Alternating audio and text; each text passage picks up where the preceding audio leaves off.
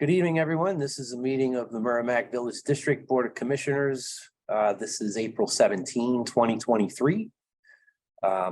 Public participation is offered by webinar. You can join the webinar by going to the mvdwater.org website and downloading or accessing the agenda for today's meeting. There are two sessions we're going to have. One public session, then we're going to go into non-public and then come back for another public session. So there are two separate Zoom links. Or for this first session, you can call 646-876-9923 and enter the webinar ID 817-0338-1909. As a courtesy, Merrimack TV is also recording the meeting. It will be posted on their website at a later date and likely also run on cable channel 20. So at this time, I'd like to call a meeting to order at 5:02 and ask everyone to rise for the Pledge of Allegiance. Pledge allegiance to the flag of the United States of America, to the republic for which it stands, one nation under God, indivisible, with liberty and justice for all. All right. So first item on the agenda is going to be a financial review with Kristen Marr. So go ahead, Kristen. Thank you. Take it. Summary page for income and expenses, 275% through the year, which is amazing to me. This year has gone by very quickly. Time flies when you have fun. In terms of review, we're at 85% of budget. And some items that are driving that are mercantile that Amy and I have investigated a little. We've discovered that they are increased in consumption from last year. We're also trying to find out if we've actually added more mercantile people from last year. Getting actual numbers is a little difficult with our software, so we are trying to find, but at the very least, we know that they've increased consumption over last year. Our negotiated rates for the interest income, which we've mentioned previously, our service charge for new main lines with Captain Gannon, a bunch of communities are finishing it up. And then also we've gotten some grants for the water protection that will offset some later expenses you'll see on the expense side. So we're running higher than normal from the budget, but those are most of the driving factors. So hopefully by next month, I'll have even more detail on the mercantile. And if I may add, you keep saying we're running high on the budget. You're speaking about the revenue side of the budget. Yes. Thank you. Sorry. Expense side, I won't we're keep it running to- at 69%. Right. Overall budget. A lot of those driving factors that people are using for electricity's down, our propane's down, our gas is down. So most of our utilities they're paying basically what we normally would be if we were running some of our pumps. We're using Penachuk, so we're running less than the 75% of where we should be at the 69.5%. If you look at some of the specifics for the revenue, as I mentioned, mercantile is running at 106%. We're going to have much more detail next month on why that is, but we do know that they have increased consumption. The interest rates from TD Bank are negotiated better. Communities are slowly coming aboard that are finishing up with all the building that's going on in Merrimack. And then as with the state grants, this will be offsetting expense accounts 70750 and 8.500. Our total grant we will be getting is 25,000 to offset some of those accounts. Questions on revenue? Actually, no, it's expensive. Go ahead. Sorry. On the expense side, for accounts in the salary 50202.2. That was our snow plowing contract we have with the town. That will be offset with a bill that I'll be billing back to them. And that actually is, right there's my question. When you say we're gonna be reimbursed for that, we're not gonna put that on the revenue side of the accounts, though. We're gonna Offset that. payroll. offset that account. Yep. Okay.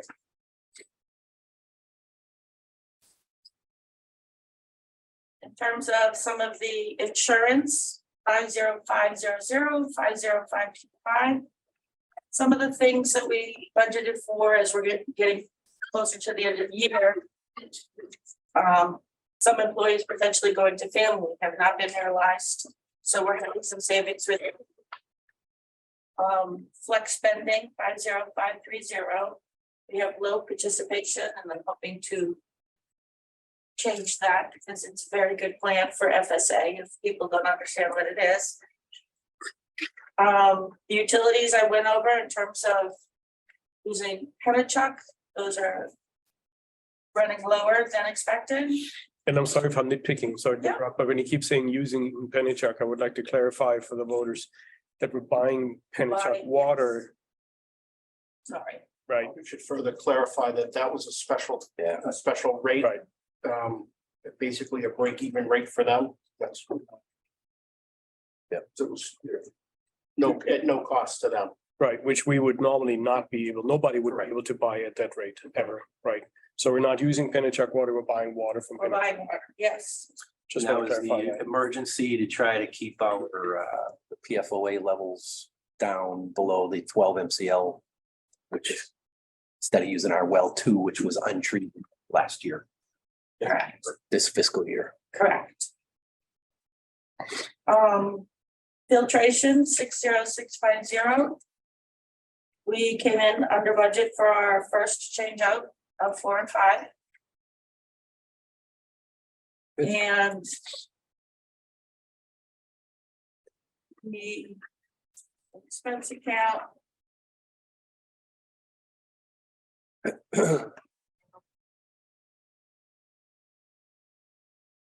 For some of the R&M accounts, which are the 70XX, we've added a couple or reestablished what their purpose is. So some of the budget, since the budget itself is a total, we're kind of using some of that money. So some of those percentages are higher, some are a lot lower.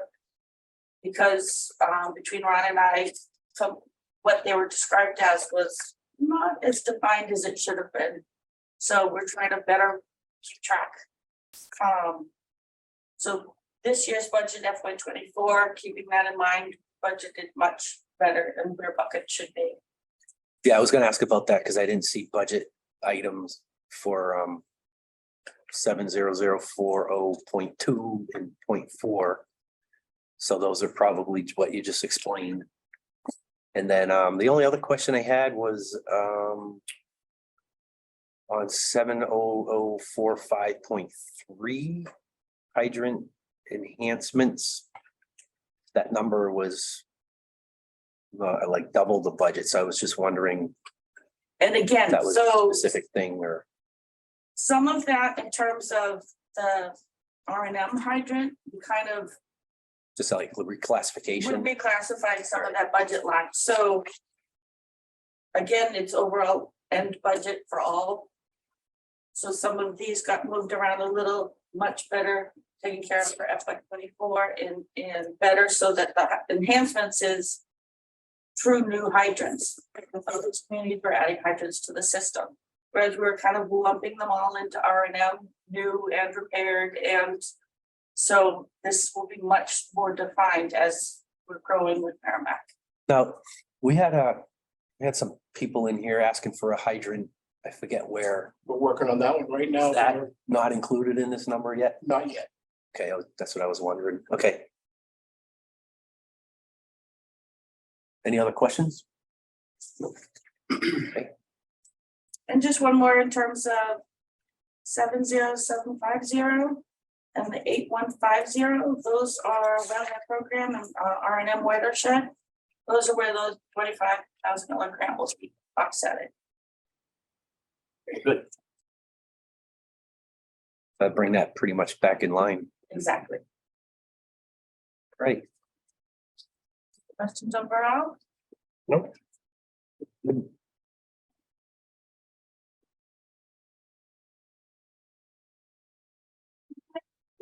You too. You too. All right, good. So guess that brings us to. Thanks, Kristen. Regular session, the first item is, since this is a new meeting following the annual meeting, customary to elect chair, vice chair, and personnel liaison. So I guess with that, I think we typically start with chair. Anybody has any recommendations or what's the word I'm looking for? Nomination. Nomination? I nominate Don. Seconded. All those in favor? Thank you, John. Are there any other Accept the nominations? nomination. I do accept. All right, if there's no other nominations. Already voted. We already raised our hand. Motion by John, second by Ken. All those in favor signify by saying aye. Aye. Aye. Aye. Thank you, guys. 4-0-0. Sure, why not? That means I want it, right? All right, vice chair. Nominations for vice chair. I do nominate Mr. Ken Ayers. I volunteer him, actually. Okay. I'll second it if he wants it. Sure. You want it, Ken? Sure. All right, nomination by Wolf, seconded by John. All those in favor of Ken Ayers for vice chair signify by saying aye. Aye. Aye, great. 4-0-0. And personnel liaison. Do I hear a nomination for personnel liaison? Not it. But Nominate Wolf. You want to do it again, Wolf? Sure, I'll second it. I'll take I it. think that would be a good choice too. Nomination by Ken, second by John. All those in favor for Wolf to continue on as personnel liaison signify by saying aye. Aye. Aye. Are any abstentions? One. All right, as long as you're not in opposition. Nope. So that passes 3-0-1. So that's good. Status quo remains the same. Well, hopefully not, right? Yeah. At least on our end. Yes. Board of Commissioners to receive an update from Superintendent Ron Minor regarding wells 2 and 9 and wells 7 and 8. The treatment plants at both of those locations. Go ahead, Ron. We've at 7 and 8, the Barry Miller's guys have finished cleaning the high lift pumps. 7 and 8. They were also able, they were free to come out and clean surge well 8 Nice, early.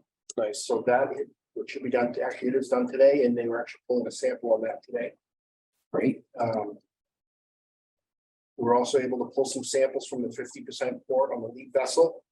I have sent Some actually media samples, you mean? media sample. Okay. We pulled the 50% port out and took a PVC pipe and were able to extract some media from that using the pipe. And I've sent off samples to Calgon. So I was able to get some pricing from Calgon. I have not sent the samples to Evoker yet. I'm trying to get them to try to get a name who to send it to. It's the person we were dealing with last year, or for the last changeout, is no longer doing municipal accounts. So I do have it's either gonna be John Lombardo or it's a Jeff. I can't remember his last name on my head, but either one of them will accept the media, and that's the one-time test for destruction. So the Calgon media. $197,500 for the F400-01, which is it's like an acid wash type media. What was that number that you just quoted? 117. 197.5. And what is that number? That is the cost for the virgin media. We wanted to replace. $dollars. Yeah. Okay. Sorry, Yeah. No, that's fine. I think I missed a part of your sentence though. And we're looking at, I haven't got the estimate yet or the quote from a local, but we've like $79,000 backing into the math of the last change that we did.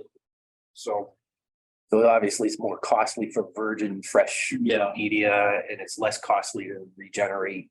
So one of the issues that when we met with them is the Evoqua media and the Calgon media are different densities. So, which means different backwash rates. So theoretically, that new media will eventually all settle down and so it was recommended to do a full change out. Yeah, I think what you said last time was the Calgon media was lighter, and in order to backwash Yes, the Evoqua media, you might end up blowing some of the Calgon media out. The difference in the media is the makeup media we need, because when we regenerate the Evoqua media, we're short like 10 or 15%. 15% is what we generally make, Right. is makeup. So we were thinking of just buying some Calgon media for the makeup media, but they're not really compatible with each other with the backwashing.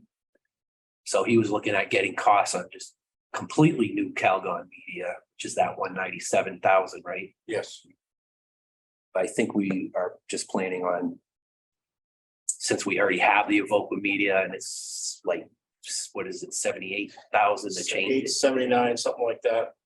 There difference in the guarantee or the warranty? Well, I know the Evoqua media warranty is over now, that one because is, that one only applies for the first virgin. No, I mean for going forward, is the Calgon expected to last the same amount of time as the Evoqua or more or less or? I don't know. well, that, I know that's the sub. RSSCTs. Yeah. Did I get it right? Yeah, I mean, Underwood did those or we had those done at 7 and 8. We looked at, that was one of the medias that we were looking at as well. It was the arsenic. That was the issue. So we didn't go with Calgon. But I want to say the Evoqua media performed better on the tests. But I think I recall that too. I think we tested Calgon. it was one of the, We ended up going with the Evoqua because that was what performed better. Yeah. in Why are we the looking at studies. Calgon then? So you just said we had an arsenic issue on the sample of the Calgon media, but we ended up having an arsenic issue on the Evoqua big time. we did as well. Yes. Right. So I'm not sure if that's a gauge then at that point, right? Because the sample didn't have that issue, right, from Evoqua, but the actual material had it. But we ended up having way more issue with iron. That too. And I don't know if you guys remember the last meeting that Pete was talking about, that the iron might have been a thing that was added in the process possibly for the Right. titanium industry or something like that. So Yes, and I have to follow up That's- in that. yeah. If that's actually the case. that's why we were kind of like thinking about all this problem we've had with the Evoqua media, maybe switching media. But I think for that cost. I don't know. I'd still entertain it, to be honest, because until we have tried at least one time the other media, we don't know what the, short chain saturation, for example, is. Maybe the short chain saturation is better on that stuff, right? So. I mean, The only concern I have is we already budgeted for that change, the regeneration of the existing media and not for the purchase of the new media. So it'd be a hit for the budget on the tune of about 90-something thousand, I guess, right? but we're low in expenses, so. Well, I mean, we're looking at capital reserves for Yeah, the change out regardless. Can you go back and let Calgon know that they're a little bit out of the ballpark as far as the pricing? Have we communicated with them? I haven't as far as I. That's where I'd start. I would tell them, you guys are uncompetitive. What can you do? Well, I guess I would need to get a cost from. So that, we're looking at two different. Right, you know, because, apples to apples. right. It's complete virgin. Makeup, or not even makeup, all change out versus just a makeup and a regen. So it's, is there a way for the spare media to be stored somewhere? Could Evoqua, for example, store it for us, or could they basically take it back and then just basically credit us the next four change outs because we have 15% that we're missing anyway every time? There's be some storage in there. I think it's. If we do the swing load, like we had talked about as well, they offer that service. Yeah. They'll store it and, rotate them around. I mean, we're gonna go through one, every 5 change outs, we're pretty much eating up one vessel load of material anyway, right? Because what did you say, 10-15%? It's what we're missing. 15%. So over time, we would use that material up anyway. My only thought, I mean, I'd kind of like to stick with the Evoqua right now, just because we have some issues there. And I'd like to see if we can't get those worked out. And Yeah, I think the timing would probably be quicker with the Evoqua regeneration. At this point, I know we're breaking through with the short chains into the Finnish water. So I think we got to make a decision. ASAP. yeah, So maybe it's the next change out, and Yeah. eventually I that's kinda think what we was need to, thinking. It's- yeah. eventually we should get an alternative. we still have that, that bacteria issue that Yeah, affect the vessel, and then we want to do the treatment. Once we do initiate the change out, we want to do the cleaning of the new lead vessel too, right? New vessel. And, we can work those problems out with and then choose down the road to make a switch. We can. yeah, and the other thing would be good is for us to see how the regenerated carbon performs. And right now, we've only done that with one vessel at well 4, 5. So this would be the first change out at 7 and 8. But again, if that doesn't perform well, or it still clogs, I don't know, we're hoping also once it runs through the thermal oxidation process, that if there's any bacteria, we were having bacteria issues and some kind of slime or something, or Slime, it's a buildup, it's driving the differential pressures up, and it's starting in vessel 1, now it's worked its way into vessel 2. right. So we're killing it off in vessel 2 with a caustic treatment. And we're hopefully killing off any residual in the vessel 1 media when we regenerate it. And I guess see how that works, and if we're still having trouble with it. We don't know if it's coming from our wells or if it was in the original media with all of the iron issues that we had in there. There's iron bacteria that could have developed. So anyways. All right. Well, 2 and 9, I did get confirmation that the VFD cable was shipped. Oh, good. Actually scheduled tomorrow and Wednesday to be pulled, so that was still in the plans, so. Good. Should, last I talked to Gene was beginning of May, he's thinking. Should have that running. Good timing on that, because it's Yeah, it was dry the last week or so, and I don't know if our demand started going up, but a little bit, not a Yeah. lot, but I was starting to see some irrigation. going we're on. right on the Really? edge. Oh, yeah, My yard's still a little bit soggy. Yeah, yeah, I think there was at least 3 places that I saw with irrigation going. so we really want to get Definitely. well 9 on. That's good timing on that. It's funny, once we mentioned liquidated damages, things seem to just fall right in place, didn't it? Yeah, I think he kind of knew the whole time, but he didn't. Wasn't wanna advising say, us. because Yeah, sometimes he says something, then it doesn't happen, then it's makes him look bad, but I get, yeah. not saying anything looks bad too, so. Yeah. So that's all I have on the updates. All right. Yeah, 7 and 8. The other, anybody have questions on those 2 treatment plants?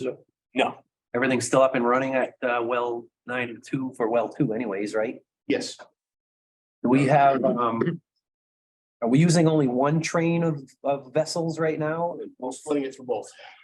We are, all right. Yeah, just, you'd have to switch trains because you gotta keep the, They both get blended together before they split between the vessels, right? Both wells. Yeah.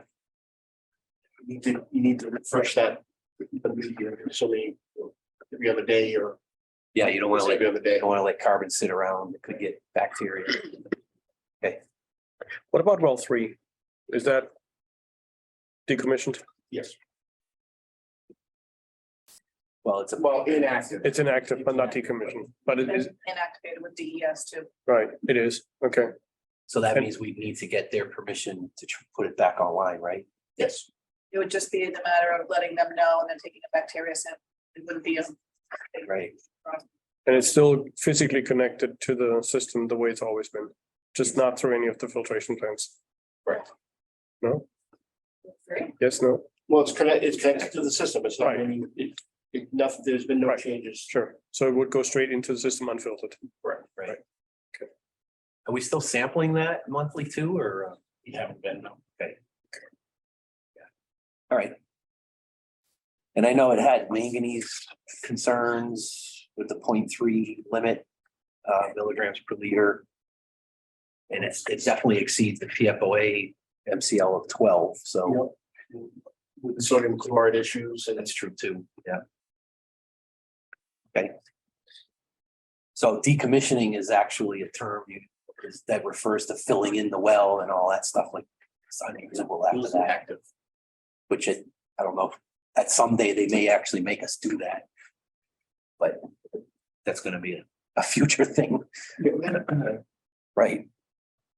All right, any other questions, or we want to move on with the plan review policy? Let's move on. Right. Plan review policy.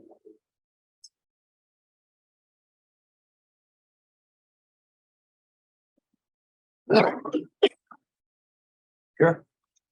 Anybody have any comments on the plan review policy? I think we went detail last time. Not, then we could probably consider approval if that's what the pleasure of the board is. I'll move that the Board of Commissioners has reviewed the MVD plan review policy. And move that it actually, yeah, it has, and I move that the policy will be adopted and as printed. Second.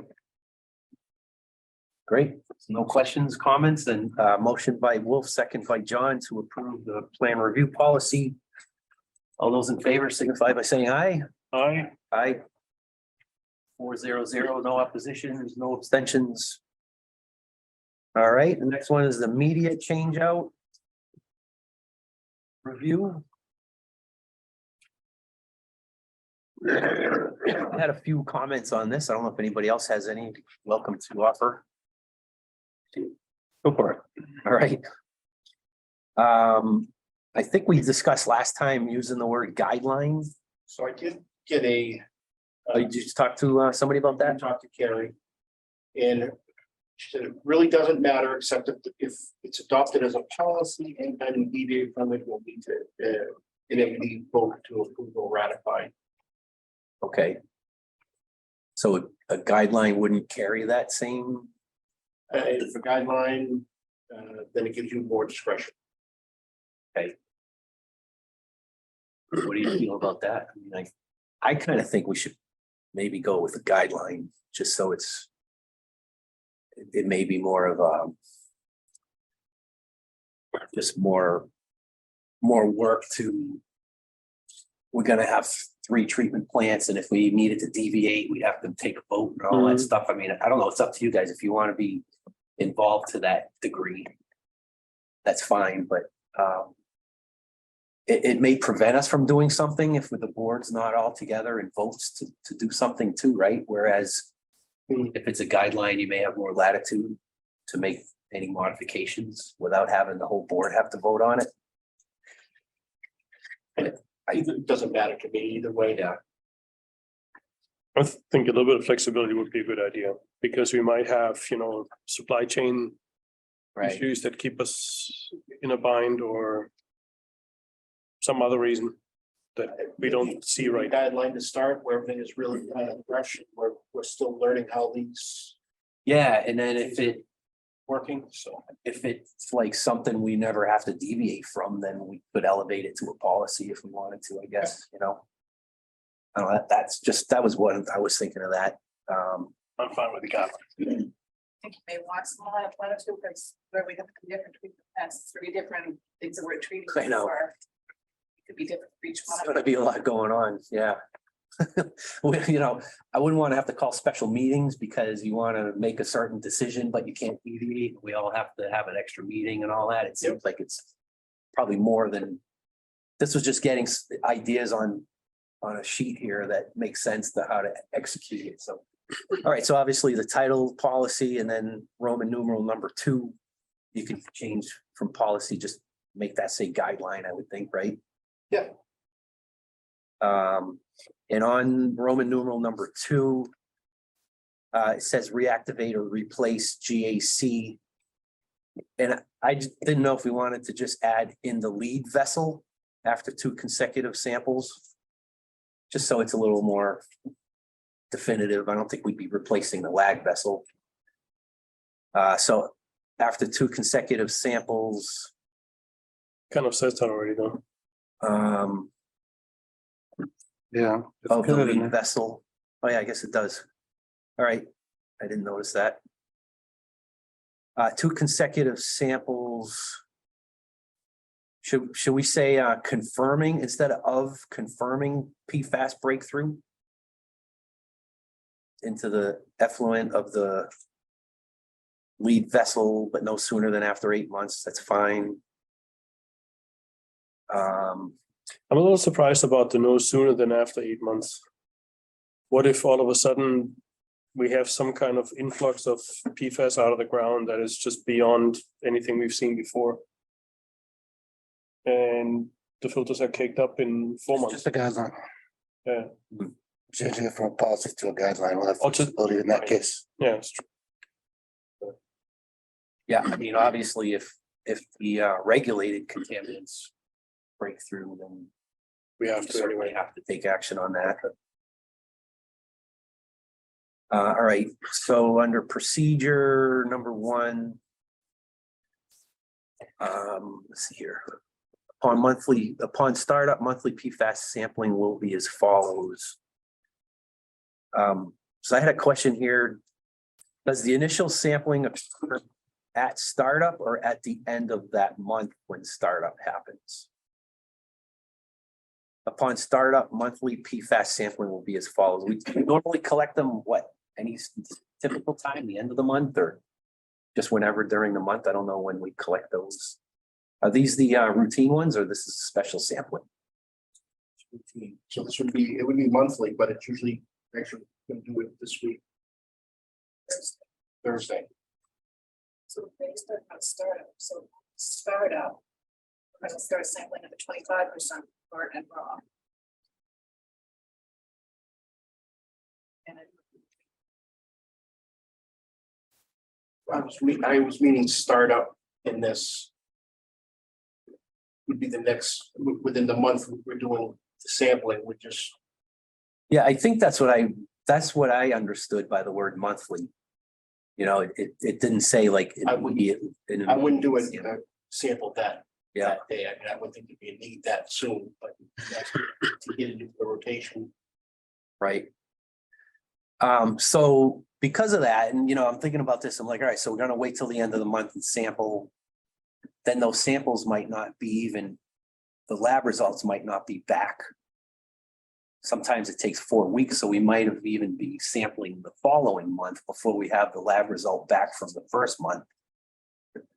So when you start thinking about all that, and the media change out is based on 2 confirmatory samples with PFAS detected. So I was kind of thinking this through. If we sample after the first month, but then we don't get the results until after the second sample's taken. 4 months. What I don't want to do is I don't want to wait like 6 months to get the 2 sample results back and end up then saying, oh, it's both, there's 2 samples that are positive. Now we got to change the media out. What I'm afraid of is if it takes 3 months to schedule the media change out, which maybe we'll be able to make that shorter as we progress through this. If we start scheduling media change out in like 6 or 8 months, we may not effectively have it happen until 10 or 11 months. So what I was proposing to do, where it says number 1A to sample the 25 and 50% port and finish water, I was thinking about adding the 100% lead vessel effluent port as well. Hmm, No, the finished water is at this lag vessel. Because that finished water, I think, is what's going into the drinking water system. Is that not what that meant? oh, right. So I don't even think we would be sampling the lag vessel, or are we at this point? Well, technically, But I mean, this whole thing takes you down the chain from 25 to 50 to 75 to 100. So Yeah. why do you want to put the 100 at the very beginning if you don't have any breakthrough? Because At we're 25. gonna wait 6 months to find out that we might have breakthrough. What are you waiting for 6 months for? Because by the time you sample and get the results back and have one positive, it It's might only be, 2 weeks turnaround, a days to 2 weeks turnaround with PFAS right now. is it? Gotten a lot better. so technically that lead vessel.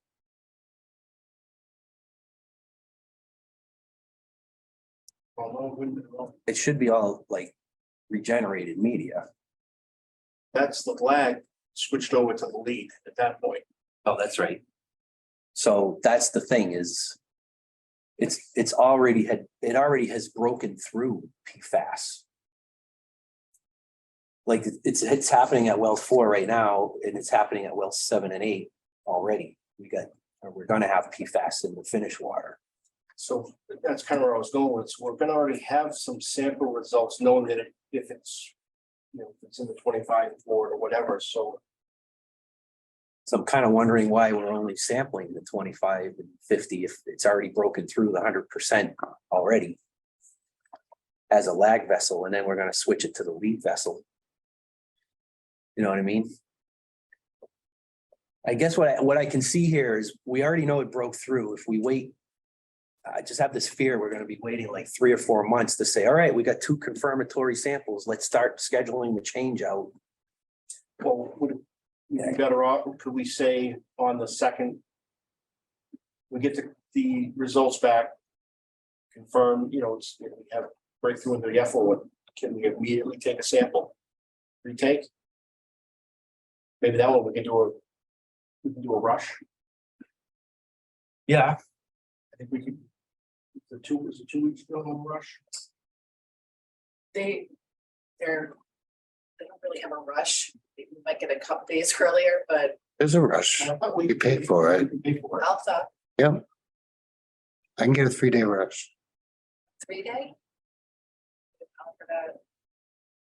I'm special. He's just better. Yeah, but this is for MVD. I don't know if you can pull clout for MVD. Is that what you're saying? Yeah, send samples to me. Yeah, no, I could talk with them if you want, but it may be available seasonally, it may be available depending on what's going on, but it has been available. And I do have some pull over there if you want me to talk to Steve. If ever you need a rush. I think they would do it for us anyways, the amount of samples that we send them monthly. I know, right? Think so. Yeah, sometimes you just have to ask the right person. Probably set up a lab. That's true. Right. I bet It's the- our account exec is Michael Chang. Okay, yeah, no, he's not the right person to ask. What? He's not the right person to ask necessarily. This. So yeah, I know a guy. Yeah, so I mean, my point is, so it says 1A will sample the 25 and 50% port. And then if it's detected at the 50% port, then we'll sample 25, 50, and 75. And if it's detected at 75, then we'll sample 25, 50, 75, and then the effluent. So that's already 3 rounds of sampling. And I can tell you right now, it's already through the 100% port. Day 1. So Day we don't one. have that data anyways. Right, so, We've already have status the lag tag and have that data, so you know where it's at. So if it's coming through, we're gonna start in the lag tag and start monitoring that. so we could, maybe that first sample, we're only doing A once, and then we're jumping right into the B. Or however we need to move down that chain as far as, Yeah, so what I'm trying to think, what I want to happen here is we're really trying to change this out no longer than 8 months. We know we have already breakthrough in day one. I don't want to wait for 4 or 5 months to start scheduling breakthrough, change out. If we know right away, we can schedule, it's less hassle on you guys to say, hey, Evoqua, let's schedule a change out in September when it's like May. Well, you know what I mean? We'll know ahead of time instead of like testing the obvious. That's the way it's written here. You have to only do the 25 and 50% port, and then you go to the 75 the next month, and then you go to the 100 the next month. Why doesn't that make sense? You're starting with clean stuff. It's not clean. It's contaminated, already breaking through. This is the first time, okay? This is the lag vessel that's already broken through. The Now lag it's- vessel? Now it's the lead vessel. theoretically, you wouldn't be testing the lag until you get to the point where you're down at, It says lead. well, your lag, So the former lag is now the lead. Because now this is after you've switched the media. What you're saying is, I see what you're saying. So Right. because it was the lag, it was exposed to some PFAS. Absolutely. So yeah, do a 100% port on the first sampling.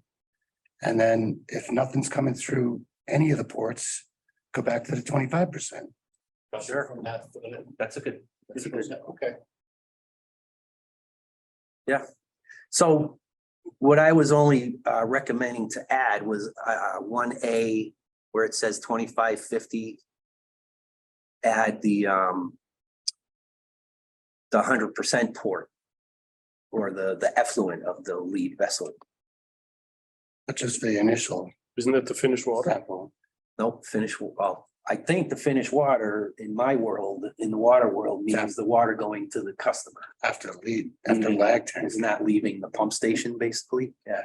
Yeah, you want 100% of the lead Because tank. we have to do that for compliance. You wouldn't do Go it at into the the tank, lag. at the media tank, at the filtration vessel. Right. After the lag vessel. Which shouldn't have anything in it because the lag vessel should have just been fresh meat. Right. So I think we're only adding one PFAS sample. For that particular month. And then I agree, if we find it in that 100% port, we probably want to test again. And then once we have our second confirmed, then we can schedule the change out. So the sooner we know that we're breaking through, it gives you guys more flexibility in knowing, all right, well, we know when we change the media out, so we're only like 2 months into it, we have 2 results that are positive. So now you've got more time. You're not gonna have to scramble at the last minute. I think it's gonna help. We do have in D, we're sampling that's 25% port of the lag vessel. So we would have some idea if there's any breakthrough there. And Are we though? I don't know that it doesn't say anything Well, we about that, skip does it? on D. Yeah, On D, it says right there, if we're up at the 75% port of the lead vessel, then we're doing it on at the lag vessel, 25% yeah, and the finished water. So we've already done that before the change out. So we should know. And we don't necessarily have to add that, right? yeah, all right, let's try it that way. Keep it the way it is. That's fine.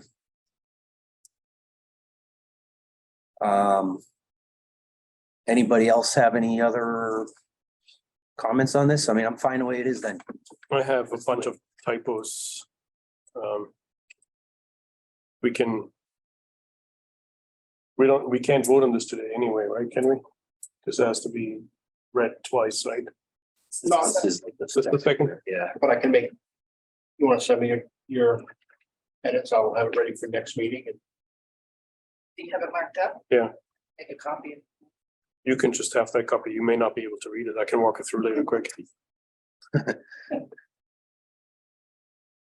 so is there any changes to the procedure at all? It's just a type. I just didn't want it to go into policy that fixed. That's fine. What's that? Any guide?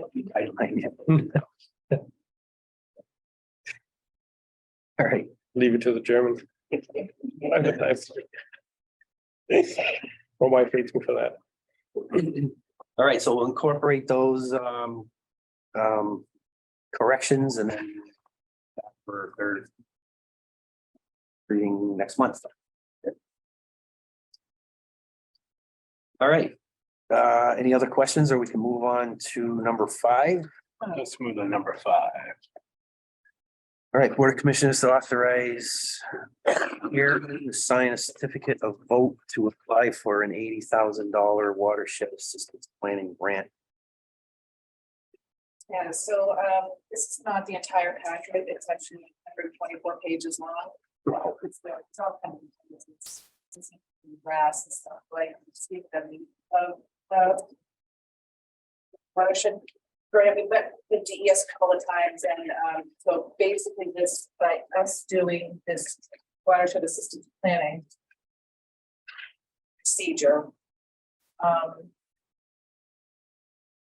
it makes us eligible for other grants going forward. So go in and say, you know, Brian's the way to go. By having this in place, future grants for implementing that will be coming down the road. So maybe a brine truck or a tank or something, those grants will be available to us by doing this. And they're actually giving us an $80,000 grant to do the planning. So it's kind of a win-win on both. But there's a form that needs to be signed. It's a certificate of authority.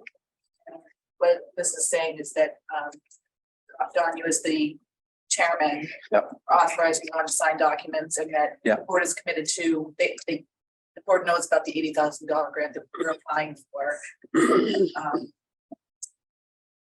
They don't want us to just apply for all these grants and not be serious about it, so they want this in front of them with the application before they send it to governor council. Okay. So it does that, because that's why I was wondering why I needed to sign it, why Ron couldn't just sign it. But if He's this, doing the if documents. this gives him the ability to do the other signatures, then that's good, because I think I'd prefer that. I mean, it makes more sense, you know? We're not past the deadline, right? This is after the fact. no, we were in on time. This is just, yeah. All right, so this is the. So before you sign that, is there any ties that comes with that? Matching or anything, it's just free money, $80,000 to do this. Jamie's really good at finding It the. really is. But I guess my concern is, I know in some cases like this, when we accept the grant money, we had, for example, requirements to use union labor, for example, for projects and stuff like that, for construction projects. So I just want to make sure we don't have any ties and any obligations by signing this. I'd say Accepting this. It's like American Iron and Steel obligations or something like that, but it's all things that Underwood and every carrier needs to be doing that.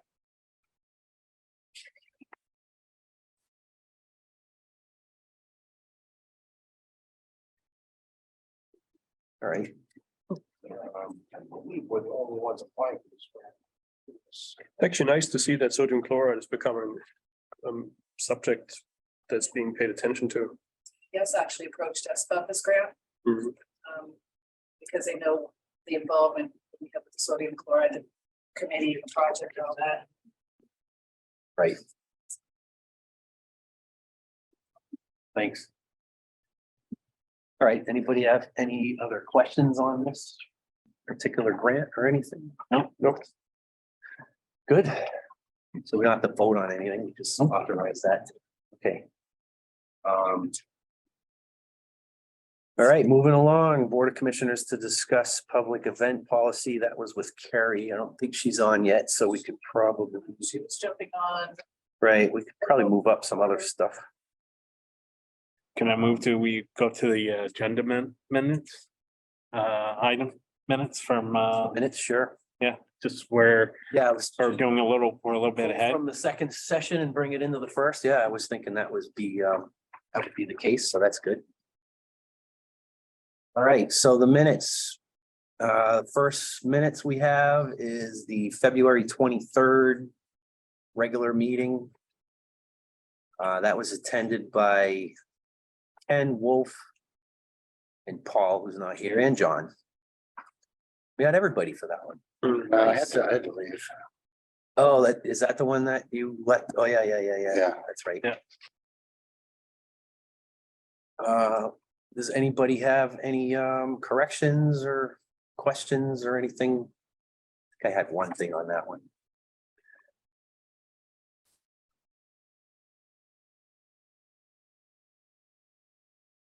All right, so if no one else, then let's see here. Let's see. On page 7, line 8. Talks about treatment plants to include anion resin or further polishing. I think that should say 4. If you read that. To consider expanding the treatment plants to include anion resin for further polishing of the PFAS that may be allowed to break through. I don't think it's or, I think it's 4. Line 8, page 7. Because those are two of the same thing. The resin is for the polishing. That's all I have on that.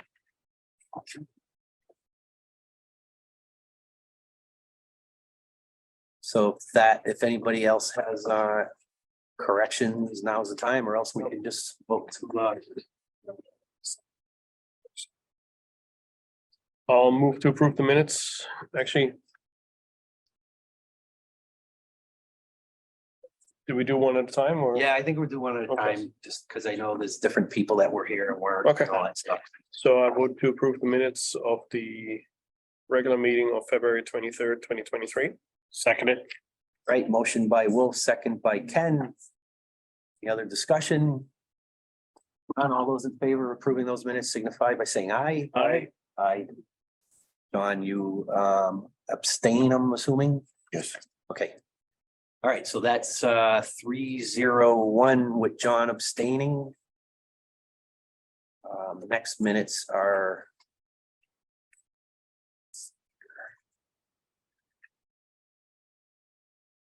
What's the public hearing?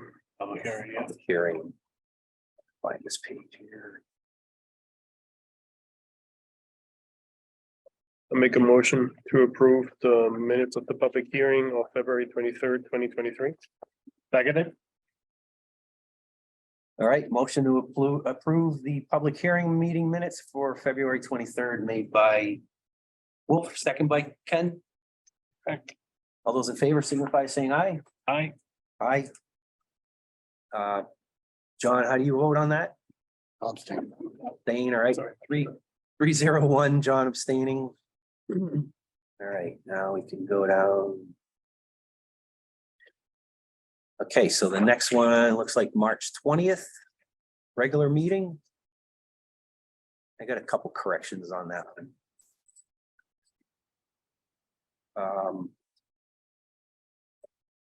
All right, March 20th meeting on page 3. Where are we here? Line 11. That there's a word backflow in there. Is that correct? All right, I wasn't sure what that meant. Because back close. Backflow devices, okay, all right, I know what you're talking about now. And then on page 4. Maybe Ken can answer this, I'm not sure. On line 12, it says, Chairman Preventure answered that it was in the low to mid single digits. I was talking about the Merrimack River. PFAS levels, right? Yes, right. And then Vice Chair Ayers noted if EPA manages to move forward with what they would like to do, the Merrimack water may not be in compliance. You're talking about Merrimack water or Merrimack River? I wasn't sure if that was just, I think Because it's going, I to be honest, I kind of forget. I know, I was referring to the EPA might be lowering it to Port Parsippany early. Yes. That's why I was Yeah. asking about the Merrimack River. right. All right, then leave it the way it was. I just wasn't sure if you knew. I think it must have been in reference to the Merrimack water. Okay. All right, then that's all I had for those minutes. If anybody else has any questions? Or not, then we can entertain a motion for those minutes too. I moved to approve the minutes for the regular meeting on March 20th, 2023. All right, motion by Ken. Second by John. Any other comments, questions, anything? Right, all those in favor of the March 20th meeting signify by saying aye. Aye. And then I guess the last one here is, Abstain. I'm sorry, yeah, that's, all right, so Wolf's abstaining, so that's 3-0. So the last thing is March 23rd annual meeting.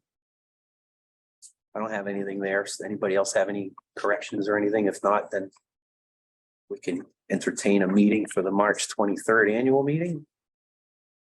I moved to accept them, the minutes from the Merrimack Village Church annual meeting on March 23rd, 2023. Actually, is that 28th? It says 28th late in the heading. Oh, he does, yeah.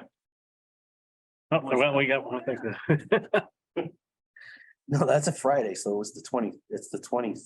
Oh, what month The am I in? minutes originally had the 28th on there. I missed correcting that. It is the 28th. Yeah. 23rd, the meeting was at. It is? Because we moved it up to the Thursday before school vacation. Oh, yeah. All right. All right, so just change that to the 23rd then, I guess. In the heading. All right, so March 23rd. yeah, wait a minute. We didn't change the annual meeting. Change the Yeah, public hearing. Oh, okay. that was in February. We changed. Yeah. Definitely. I know I was out on the 28th. Good call, Ron. All right. I'm sorry. I'm sorry. So which ones have the incorrect date? Yeah. The heading. No, the annual meeting was on the 28th. So the heading is correct. And I think the first page says the 23rd. Well, the Okay. heading has the 23rd. Heading has the 23rd. I'm looking right here. No, you're talking about two different headings. We're talking about this heading. Yeah, so the first The page first page heading. needs to be changed to the 28th. Page 1, line number 3. The top of every other page in the minutes is correct. It says it's 3/28. That just stays the same. Okay, thank you. All right, so who made that motion? I did. Motion by Ken, second by John. Second. All those in favor, signify by saying aye. Aye. Abstain. All right, so 301 Wolf abstaining. All right. Might as well continue on, I guess, with action items. Since we're on a roll. Yeah. That was it for the minutes, right? I don't see any others. in here. Yeah, that's it for the month. Right.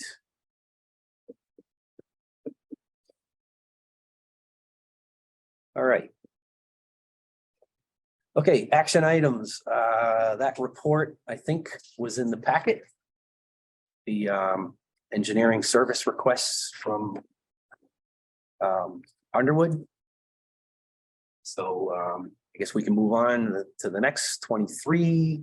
You want to change the due date, April Yes. 5? Yeah, so on number 2, Amanda, we're changing the last column from April to July. Okay,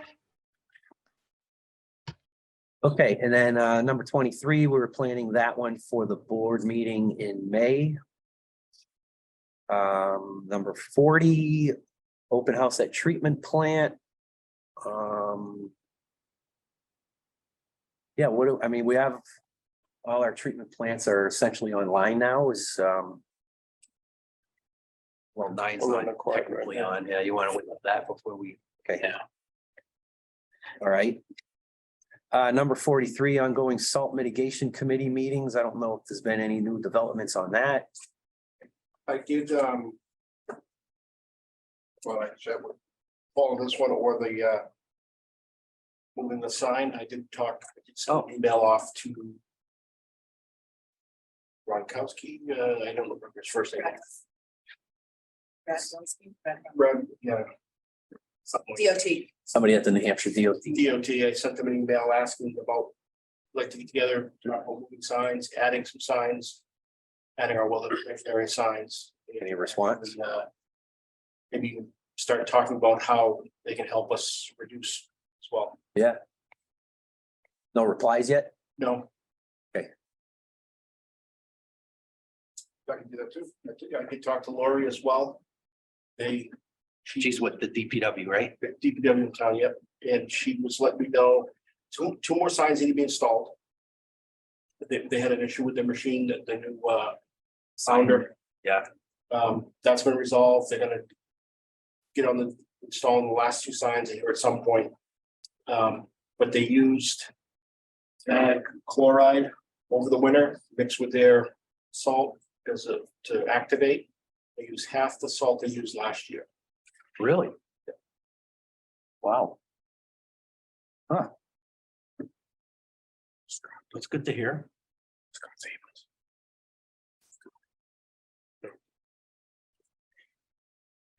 Sorry, we're like way early with the agenda, right? Yeah. So should we maybe call Scott Sabins and see if he could be here any earlier?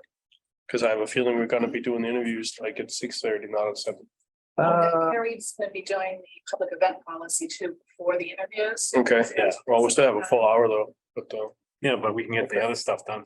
Yeah, I would leave it. I mean, I don't know if you can reach them if you don't We reach them. can't be in non-public's time. Oh, yeah. All right. All right, so that's good.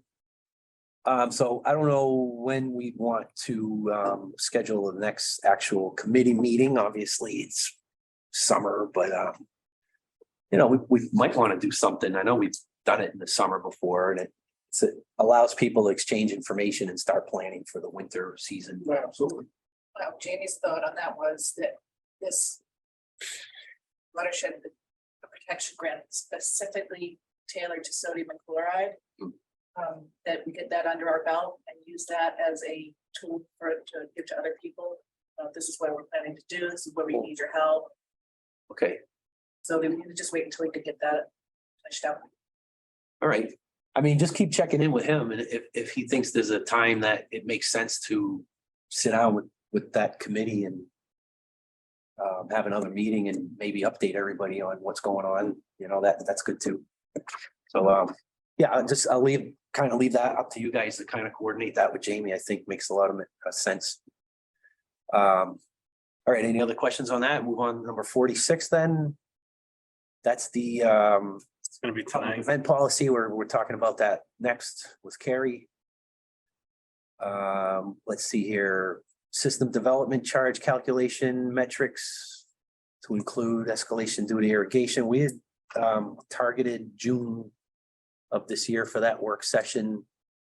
Did we try to throw some dates out? I did, so I talked to Keith, he was thinking the week of June 12th looked good, and he threw out 13th and 14th, is that?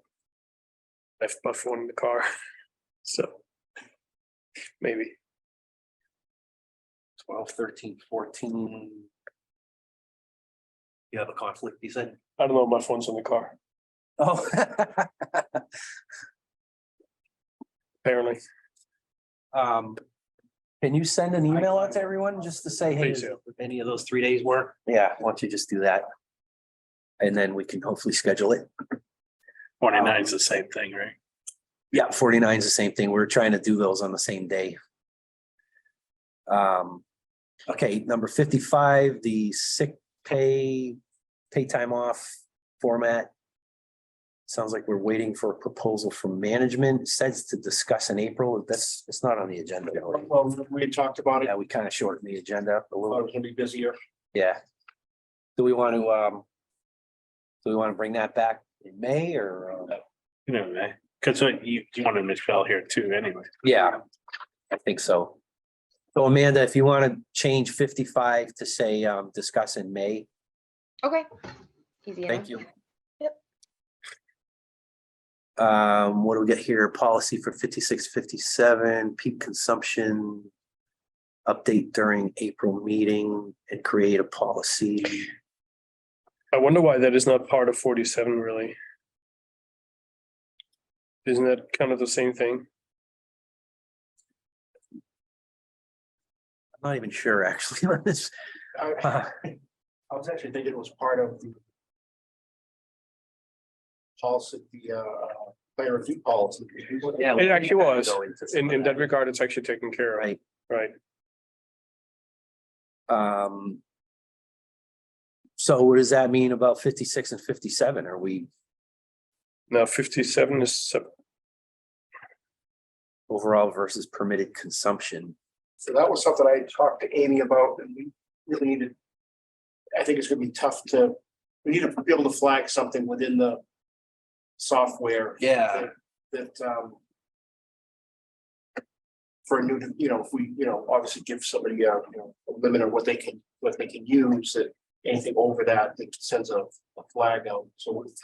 well, that's 57, 50, 47, 56 are different. I thought we were on 50, right? Oh, Talking 56. 56, I guess, first. Right. That's. We leave it on there because we hadn't voted on the policy, the plan review policy yet. mhm. Yeah, maybe.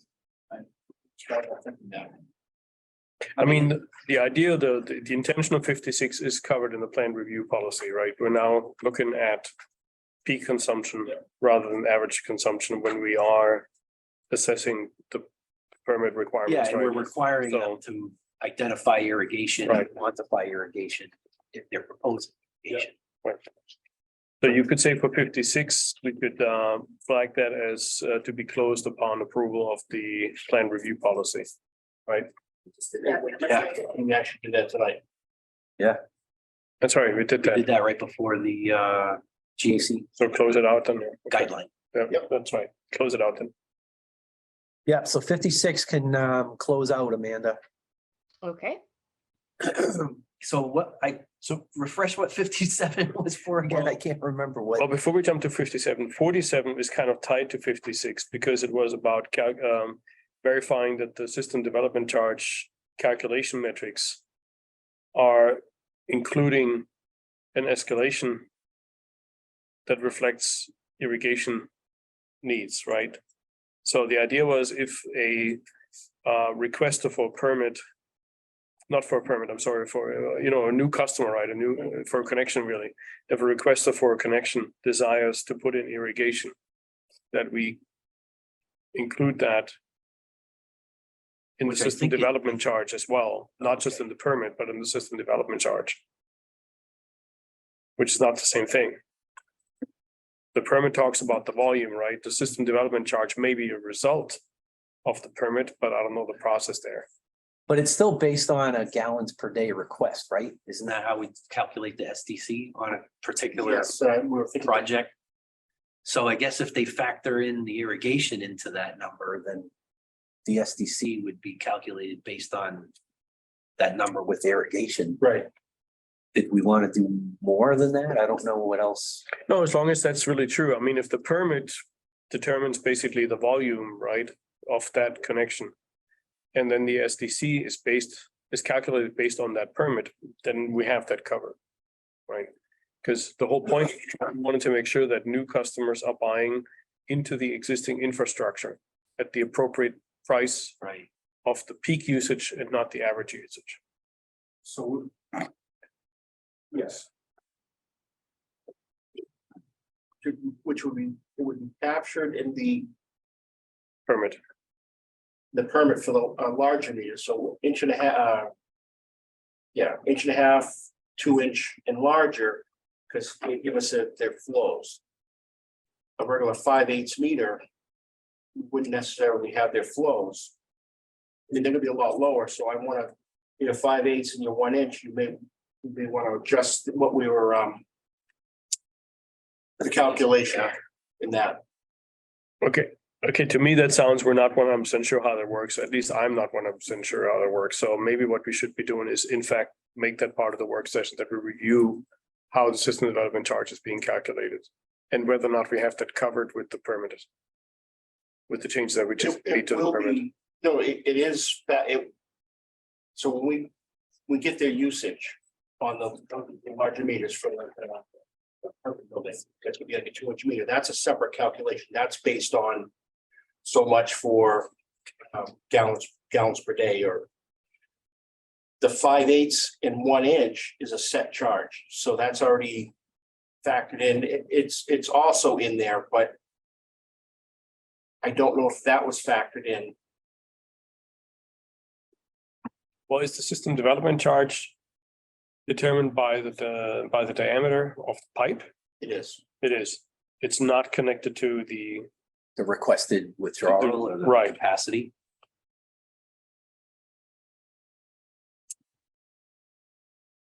When they develop, I think we need to prepare that and look. yeah, when they developed the STC for the 5/8 and 1 inch, they went off the average usage, Which is not what we want. We want peak usage. right? But when we just went over the larger meters or the changeout policy, that should cover, because we're gonna factor in the irrigation now. You mean the plan review policy? I'm sorry, Right. yes, I thought. Sorry for confusing. Yeah. That should fit. I think we need to look at that a little bit. Well, 47 staying on. Right. Yeah. So you're just questioning if we can, Add it to the work session. Well, I just wanted to make sure that, because earlier you said 47 might be the same as 56, which really isn't, right? Because 56 is about the permit. The permitted volume being based on peak consumption, and 47 is about the system development charge, and we just now established that they may not be exactly proportionally correlated at all. Right, there might be a if this then that, depending on the diameter of the piping. So at least for myself, I haven't heard that the permitted volume is directly influencing the system development charge, which is really what we wanted in the first place. yeah, so we can talk about that at our work session Yeah, we can. if we remember to bring that up. Yeah. And then 56 is still put to bed. Yep. 57, I don't think we should take off the list because I don't think we've done that either. Correct. So 57 is basically comparing what the water usage is on the bills to what was requested by when they came in for the allocation. How we're gonna enforce it. Yeah, so someone comes in for an allocation, how do we ever compare their usage to the allocation? Do we want to change the description on here to say that more clearly? It might be better. Back to it. I know. Well, I think 57 is just fine, right? We're monitoring the overall versus the permitted consumption, right? Yeah, I mean, if you want to add the word monitoring overall usage versus permitted consumption. Per account. Per count. Yeah. You want me to just make a note comparing usage to allocation? Be individual, because I think we keep going back Yeah. to the general overall versus consumption. No, it has to be per account. Right. Yeah. Per account, okay. All right, so what are you gonna make it say now? Comparing usage to allocation per account. Yeah, I like that. All right, And so. then Go you want ahead. to change the date for that, I'm assuming? Yeah, that's what I was wondering is, what do we want to bring this back in May or something? Or what else are you guys planning on like looking into? For May. So you're gonna see if the software has a way that we can tag something. We kind of talked about it a little bit a couple months ago. We did. And there was, I forget what you called it. There was like a field that you could put the allocation number in. But I don't know if there's a way that the software will like compare that number or something. Is that what you were gonna look into? It might be, all right, right now she can flag. If the account is what a percentage over what they normally are, it'll flag it as a high read or a low read. And then those get, printed out and looked through and checked out. So there might be a way to do that as well. Okay, So that it's a limited account or something. yeah.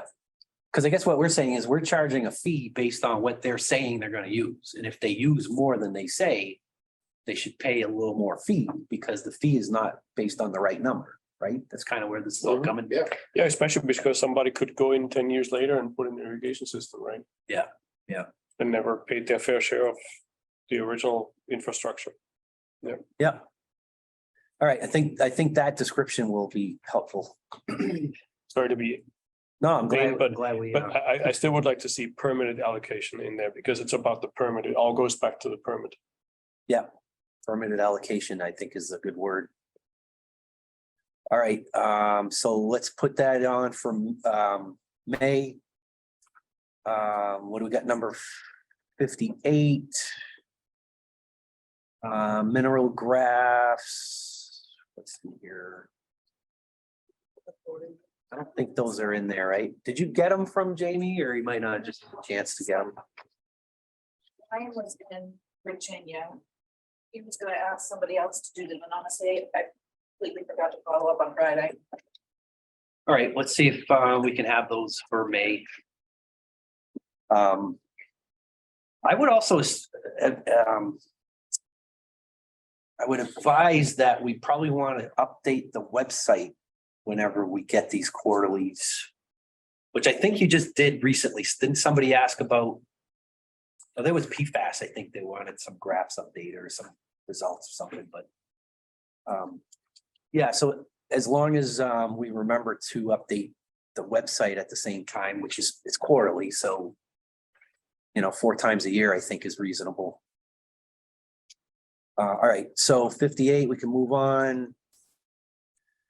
Let's see, 59, evaluation of proactive measures to track and correlate customer water quality complaints. I know that's ongoing. It says discuss in April here. I don't know if anybody's made any headway on any of So that. I but- talked to Amy about that. We do have system in place called our work orders. Because when we put in a work order for water quality, you can pull that up. It's just not something that we have. I think it's still on here because we talked about being able to map it or something. Yeah, I think you're right. I did. Yeah, it's GIS. Any kind of GIS tie-in, yeah. Well, I had recently a lot. Let me start over. I had recently again a couple of complaints about chlorine in the water. And I had encouraged people to reach out to you. One of them. Actually, no, one of them was also wanted to reach out to you. Megan Isabel had issues. I forgot what the address was. But I had a couple of people complain about chlorine. And they said it changed over the last basically 3 weeks or something like that. It got a lot worse. So, and again, this is for me, something that just bothers me that it seems to be so random, right? And I know, I keep explaining people that because of new wells coming online and us using or not using Penachuk, right? Or, buying or not buying water from Penachuk, that the ratio of water that you get from one source versus another changes, right? And it can be random too, right? Because we might have a well that we're taking down for a day because we're doing some well screen maintenance, right? Or something like that. But it doesn't change the fact that random people complain about extreme chlorine contents in the water. And some people are going as far as they're saying, I didn't shower today because it was unbearable, right? So, and I kind of would like to get a grasp on that instead of just basically saying it's random and we have no control, we have no visibility, we really don't understand why it happens, right? And for me, the only way to get track to track that down is to have data that we can correlate, right? If 5 people in one area, are getting back to us and we realize it's on one branch, right? Then we can go back and find out why is it that one branch? So that's why we do need the GIS component of it. I don't know if that's what we need, and then maybe we don't get enough complaint that it's worth it, right? Maybe it's just something where we need to have a spreadsheet and somebody is having a map on the wall and we put pins on it. I don't want to go Yeah. overboard for something that's not a daily occurrence either, right? Yeah, it's just hard to track, it's water. Right, right. it's- But for it's example, go that way. frankly, a map on the wall with red pins on it, just like the one right behind you, with the different complaints and a reference to the call and the case that you have tracked somewhere that, that gives you more information where you can go look up, might be all we need, right? So you mentioned work order. If someone calls in with a complaint like that, does that get assigned a work order? But I talked to them first and find out, because a lot of times people will say that they smell chlorine, Yeah. and 98% of the time, it's like they had spaghetti the night before and it's splashed up on the screen, and every time the water's running through it, it's fighting off that piece of spaghetti or sauce that's there. So we haven't checked the screens. If it's in all of the bathrooms, chlorine only smells when it's gassing off. Mhm. So we always have them check and make sure it's not, it's their grinder thing in your sink there, is there anything in there that Uh-huh. the water's sitting and it's Mhm. gassing off from that? So Mhm. just give them some things to check on. Then if they're saying, no, it's all throughout my house, we'll Mhm. send somebody out to do a chlorine residual. Mhm. And again, I'm not saying anybody's wrong or right, or, by any means, but I just feel that it's too frequent. And I don't think we have a good way to correlate the data. That's what I'm saying, So right? one thing we might be able to do, we have started flushing. And I have asked to do water temp, chlorine residual at each hydrant where flowing, so that might be something I can track some chlorine that way. I know we've done it in the past, and it was kind of neat. You could see almost where most of your water demand was, because that was higher reads than, off of, like a side road or, Yeah, something that takes longer to get there, it decays more. right, I'm thinking of like more of a, like the Bedford Road area, like your chlorine residuals were higher coming down Wire Road, Bedford Road to Pearson Road than on, from Pearson Road east towards Route 3 on Bedford Road. Yeah. Because that's generally, It's a longer road. that's the flow of the, there was more usage out that way. So I don't know, we maybe track that way. like Wolf was saying, maybe if we just have like a map instead of having it integrated into GIS, just here's our chlorine complaint map and put a dot on it, and just have a number and then a number on the sheet for the work order or something. I don't know, just a way to. It would be good to know if these are all like in a certain area, and then we can say, all right, something's going on here. I think that's kind of what we're trying to find out. All right, so we'll put that off. I don't know if we want to put a month on another specific month or not on that one. I don't know what you're feeling. Maybe It says 2 months from now, 2 Yeah, months from now. wanna Maybe say June on that one, number 59. Okay. Amanda, if you want to change that number 59, discuss in June. All right, easy enough. Number 60, I think there was probably in the same situation with that zeolite. Yeah, I haven't, honestly, after the last time, I haven't sent them any other. Yeah, emails, But Well, I did, right? If you recall, I tried Yeah. to make contact with him and his whole domain is gone. I think the company went out of business. So it's not just his email address, the whole. Didn't he sell out to did you ever hear from Jeff Daly? I haven't even heard from him either. I didn't reach out to Yeah. him. Like, All right, off the email you sent, I Mhm. sent another email at that point.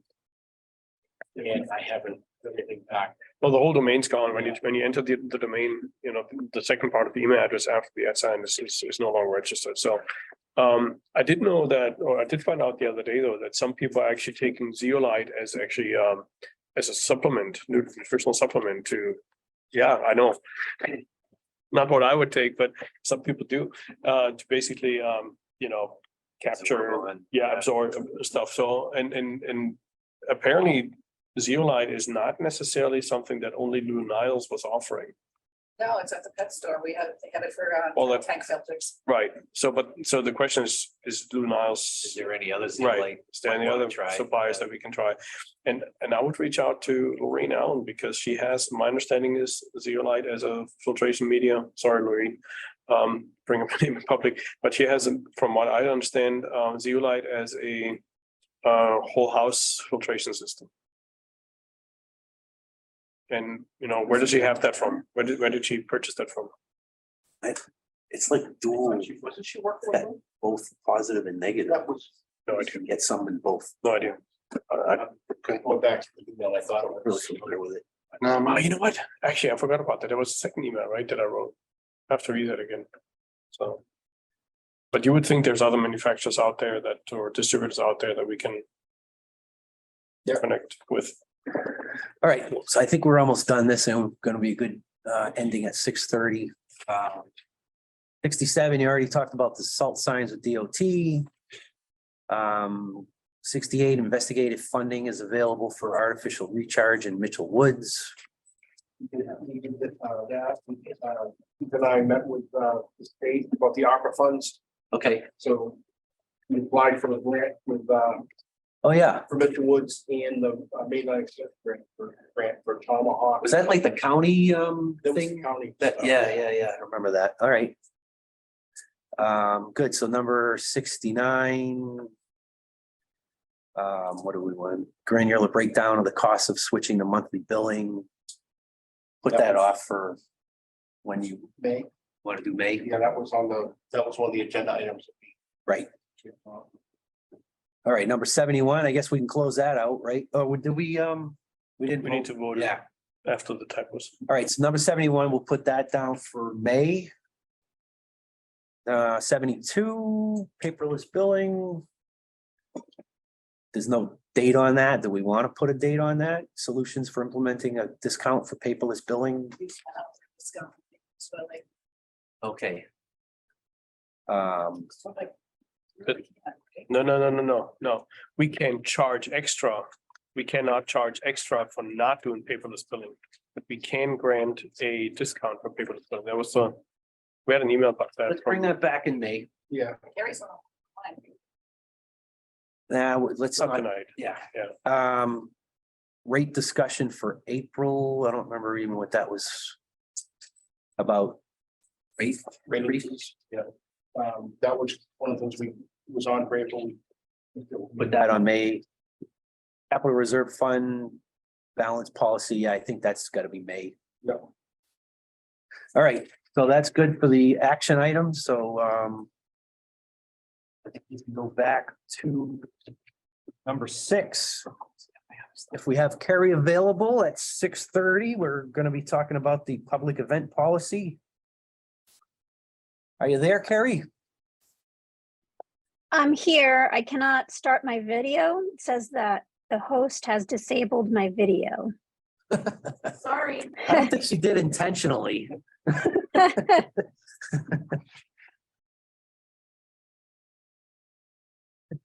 that. There we go. Is there something in the packet in there for this or not? No, right? No, no, there isn't. Fine. Okay. So we've talked about this before, and it came up, as you recall, because you've had, folks from the public in the past wanting to, walk your property where your wells are, or maybe even use your building for meetings or gatherings. And at the moment, we don't have anything in place that either specifically allows that or, that kind of gives the policy and the guidelines or the parameters about how that would look. So you had wanted to talk about, I guess, one, whether you could adopt a policy, and you can, and then 2, what that would look like, and then also what parameters would be surrounding that. And we decided to have it in public discussion because, there's no real reason not to. So because you're a village district and you're not, a municipality, we'd really be talking about something that looks like I know we called it an events policy, but that implies like a broader kind of townwide event, you know, like a fair or something or a parade. And that's not what we're talking about. Because if that were going on and it was involving your property, we would probably implement whatever policy you guys adopt. Plus, we'd have to involve the town because they have to permit events of that size if they're going to be in town for public safety reasons. So you're really talking about what I would see as like a facilities use or property use. And it would be like a license, which means that you're giving someone who applies permission to use your property. And that could include where your wells are, or it can include your building or any other property that you own. And the reason why it'd be structured like a license, it's because a license is revocable, a license is temporary, you have full kind of control over it. And also, more importantly, your insurer will require it to be structured that way.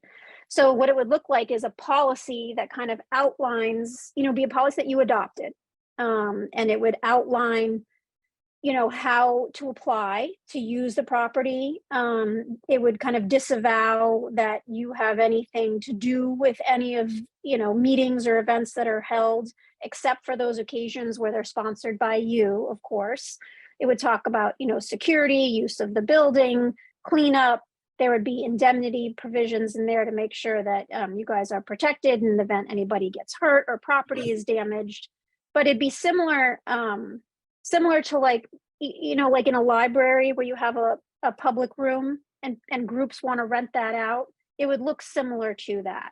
And then you'd have an application that folks would fill out, kind of describing the when and the where and how long. And you could charge a fee, but the fee is not to make money. The fee would only be if there's any cost on your end, for like, I don't know, trash or cleanup or electricity, that kind of thing. You cannot make money off of this at all.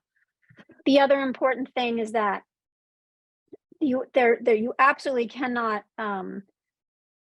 pick and choose. So if you adopt use, I'm going to call it a property or facilities use policy, anyone and everyone can use it in the public. So even if it has, you know, nothing to do with what your mission is, if you're opening your property up to the public, you're creating like a limited public forum, for lack of a better phrase, which is a very, you know, legal constitutional phrase. But you cannot, for First Amendment reasons, pick and choose who gets to use your facilities. I don't know about that. What if we have some factions that are, you know, I don't know, you know. Yeah, you know, I just, we would like to have to let somebody have this event that's, I mean, it could be, you know, all kinds of different factions. Could be Dawn's 29th birthday. Yeah. I mean, I don't know. What limits I do mean, you have? you can put limitations in terms of size. So, I mean, you can put limitations that have nothing to do with what the reason for the event is, right? So you can say, like, given how, you know, given the size of your meeting room, you can only have X amount of people. And given that, you know, we have to have someone that locks up after you, you can only have it from these hours. So you can put those kind of restrictions on it. You know, frankly, from my perspective as your attorney, given that you're a village district and that your mission is the provision of water, I'm not sure that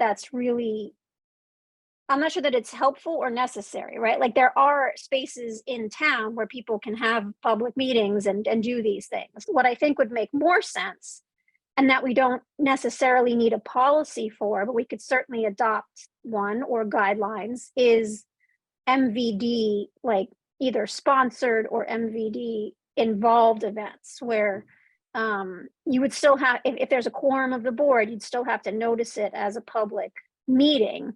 But if you wanted to have someone come talk to you, you know, you wanted to have a speaker come, but it's your event. But it's not this formal, right? You're not all sitting there and having a meeting. It's more of we're having this, you know, public speaker come and talk to us, or we're having, you know, like the public come and interact with us on various things dealing with water, but that you're essentially sponsoring it and controlling it. That's very different than opening up your property to anyone and everyone who wants to use it. I got a bunch of questions. Carrie, if we open up MVD property, does that open up all of the MVD locations? No, it doesn't. Okay, so that to be specific, because I don't think we want anybody to have an event here without one of us here. We need to have Yeah, access to everything. So it have to be an employee staying and making sure that nothing's. I mean, if we go back, why I asked for something like that is because we had one event that was supposed to be a round table with an agency in the state of New Hampshire, actually with a federal agency at the time. And it turned out to be a dog and pony show of politicians. And I'm not even going to say which party, because that doesn't really matter. I would disagree with that no matter which party it is. What I didn't like was that we were led to believe that this was a public event in support of, you know, clean water and what the agency is intending to do. And it ended up being a political show. And I would really not appreciate that from any party. Literally neither party I would agree. I would agree with that, because I felt I we think were the policy would be counterproductive because it would open it up to all that kind of crap. right. No, and again, it sounds like an MVD hosted event might be the way to go because it allows us to maintain some control. But my suspicion would be that even in that case, we couldn't really pick and choose that easily either, right? Because we couldn't continuously favor one party over another with these events and turn down requests from one of the two parties repeatedly, right? So, but even then we run the risk that we're not in control of the event. And then it's even worse because now we sponsored it. Now it has our name on it. Right? So if it's really an MVD event, either the policy has to be really watertight, so we have really good control of the speakers and, you know, the people present and the guest list and so on, right? And the message that the event is to convey.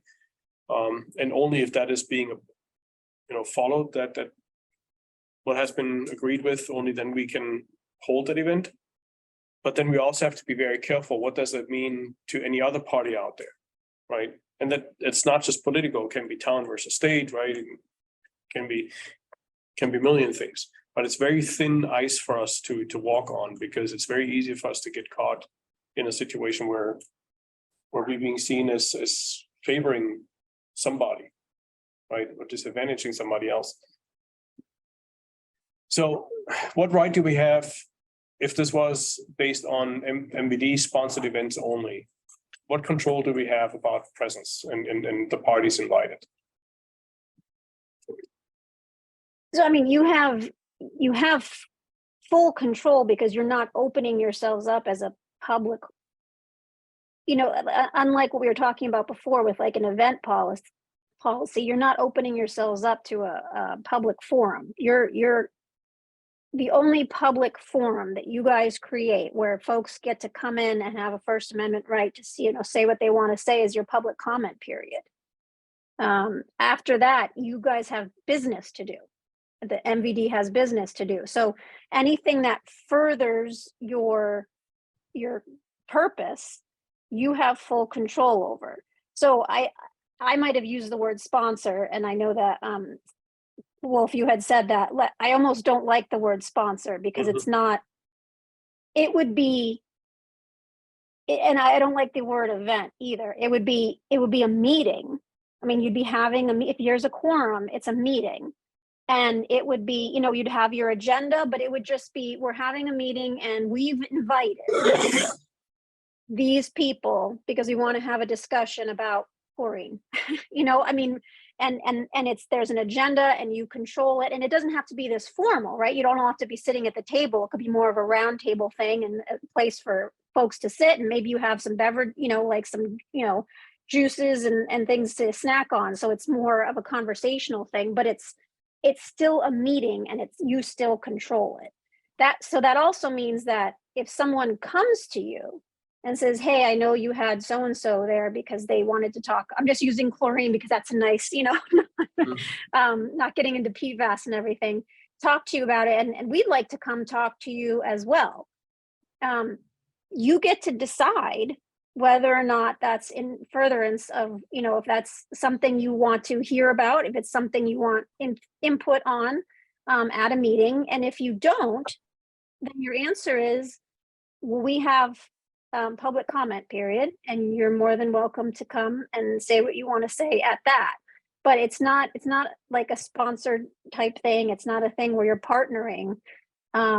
It's either you're opening yourselves up and you're letting people use your facilities, or it's yours and yours alone, and you're still having meetings, but you're, having some informal kind of provisions of it so that you can have folks come in and present to you and talk with the public, but it's still a meeting and you still control it.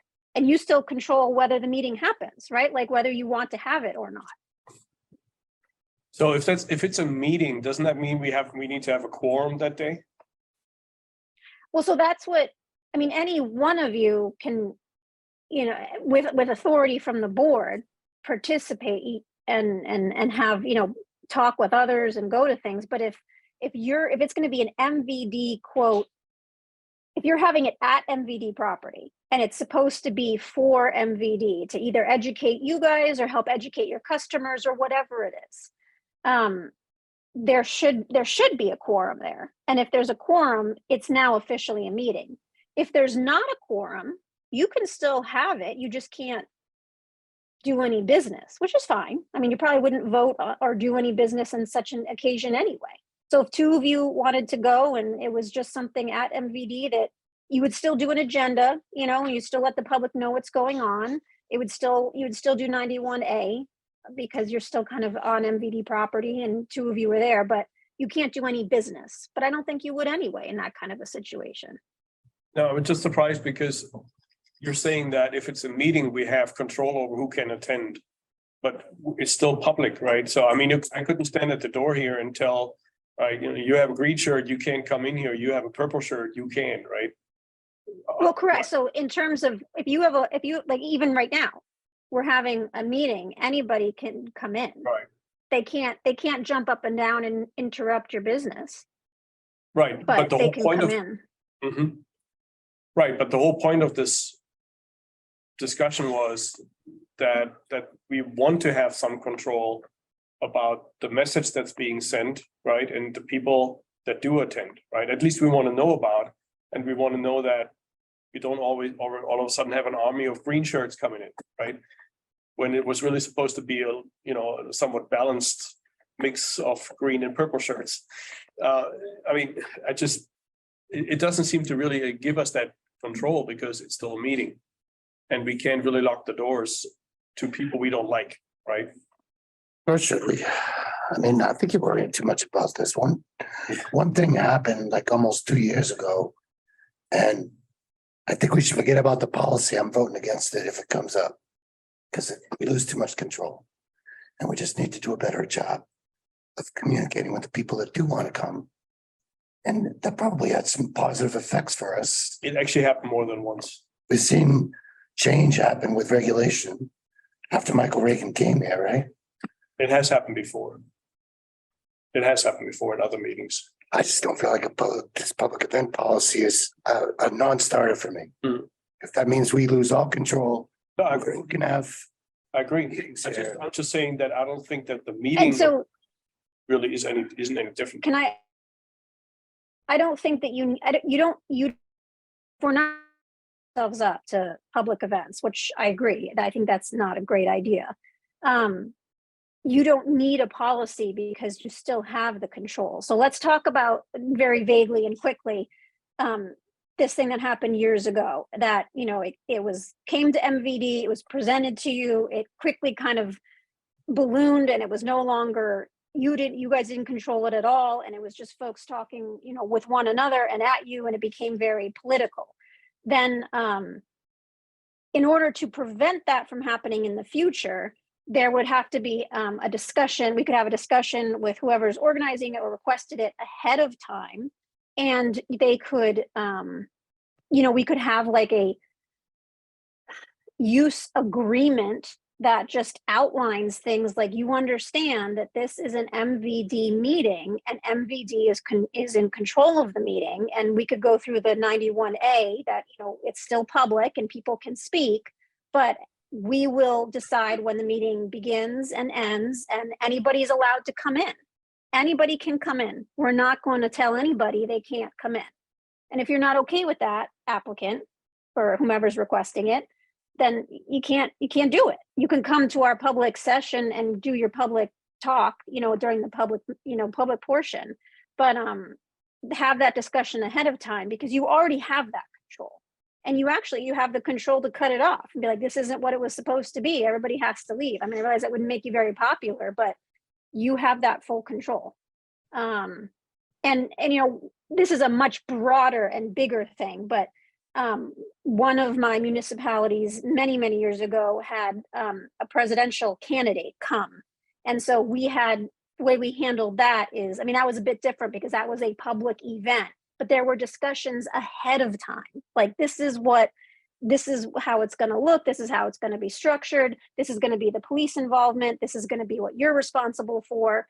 So even though that's a different scenario, I just offer it that you can have these discussions ahead of time when you can foresee that might be getting a little bit afield of what you guys are about and what you wanted the discussion to be. But you don't need a policy. You already have the control of your property, of your meeting space.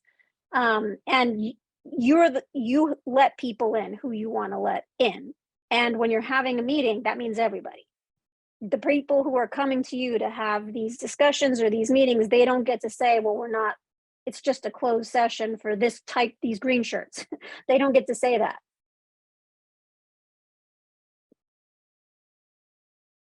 So there shouldn't be any issue then with any kind of training. I know one thing that's going to happen this summer is the operator field day, construction day. We're going to have a busload of operators show up at our at a treatment plant and walk through, and we'll answer questions and that kind of stuff. And then we may I know we've done it in the past, but sponsored classes where it's open to operators, from the state to come out and, earn some CUs. And it could be down at our distribution warehouse, or it could even be in here in the conference room. But do you see an issue with anything like that? No, that's entirely different because that's management, right? And that's your purview, Ron. And that's entirely different. That's you opening it up to trainings to a specific group does not open it up to like anybody who can walk in and just sit on these things. It's not the same. You, Ron, you having those trainings does not open that up to 91A. Okay. Where these meetings are. I would just say I don't really know what to do about this. I'm kind of disappointed that I thought that whole press conference is what it was a couple of years ago. I thought it went very well, other than the fact that it was a burden on the staff. That's where my issue was. If you're calling it political, well, yeah, there were a couple senators who are represented in a party who are in the position that they're elected to that wanted to come and do a press conference and talk about water quality and PFAS, and MVD is in the spotlight. And I think putting MVD in the spotlight has paid returns to us. And I'm afraid that that's all gone now if we do this, because we have to be fair to everyone. Well, if there's a senator that comes and wants to do a press conference, he belongs to a party. How can you, if you start inviting the other party, then there's not going to be a press conference because they don't mix together very well. And when the time comes where it changes and the other party's in power, then they'll have their opportunity. So right now, and it already happened with one of the other senators. representatives that contacted me to have another one last year. And I told them, you know, we have all these, you have to invite all these other people and everything. That was it. I never got a call back. So now we're just, and no one's gonna know about MVD. We're not gonna be in the press. We're not gonna be in the public eye, and the whole PFAS issue that we're facing is not gonna be promoted out there because we're afraid of having to be equal to everybody. But you elected someone that's happens to be in a party that's in that position. So it's not like, you know what I mean? That they can't help what party they're in. They got elected and they're in that position. I wouldn't agree with that because we can still hold a PFAS event and invite people. And then people can choose if they come or not. But, you know, you're not gonna have a school board, for example, holding an event and only invite one party. You're just not gonna have that scene. Also, I mean, I think that's the difference too. If we invite somebody. Right. I think the onus is on us to invite the other party. Right. But if somebody asks us, it's not on us They're to asking invite us the other to party. use our facility for their, That's a it's yes. basically for their. That's a yes. and that, you know, that point though, he was up for reelection. So he was using it for his political gains, not necessarily for the gains for Merrimack. It was for him, not for us. I mean, granted, the person won. You know what I mean? But I'm just saying that situation, if it was like 2 months after the election and then want to have the event, that's a little bit different story, you know? Just the way it's gonna play out is it's never gonna happen again. I can guarantee it. It already failed once. Because I insisted we have to invite, you know, the opposition side. And maybe, Well, maybe, Can I, I don't know. can I just- interrupt? I think we're getting too much into the weeds. That you don't, so to oversimplify it, if someone, I mean, I'd like to take politics out of it. I mean, who cares what side of the politics are from? If there's someone from one party that comes to you and is like, I'd like to have a public session meeting with you and invite, you know, the public and talk about PFAS, regardless of what party they're from. And you say, okay, well, what would you like to talk about? And they're like, how bad it is and how it's costing a ton of money and we need to Right, clean it up. And you're like, that's great. We support that. You don't have to then invite someone else to give the opposite side because that's counter to your purpose. Right. So So like you're saying, maybe the one running for the election, who's not the incumbent, they can come and have their own event. Mhm. Doesn't have, you know, it could be both sides can. I think if it's kind of beneficial to your purpose, then you can accept and, you know, people invitations to come to meet with you or you could invite people, but that doesn't mean you have to invite the other point of view. Well, Now, I think this inviting- is what the whole point is that it has to be both or nothing. And it's gonna be nothing. If it's both or nothing, it's gonna be nothing.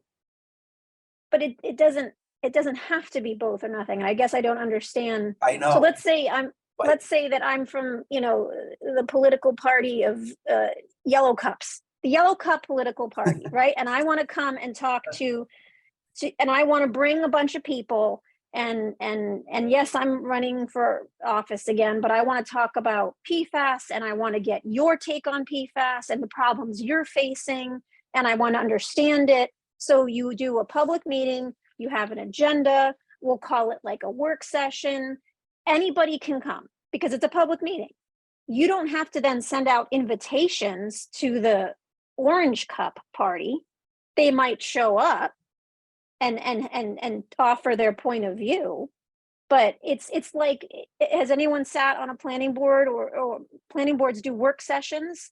Work sessions don't even have public comment. It's just, sometimes it's them and the engineer talking, Right. and the public can sit there and they can listen, but they don't get to chime in. It's them having a back and forth. So that's kind of how I see it. So in terms of the invitation piece, you have no obligation to invite.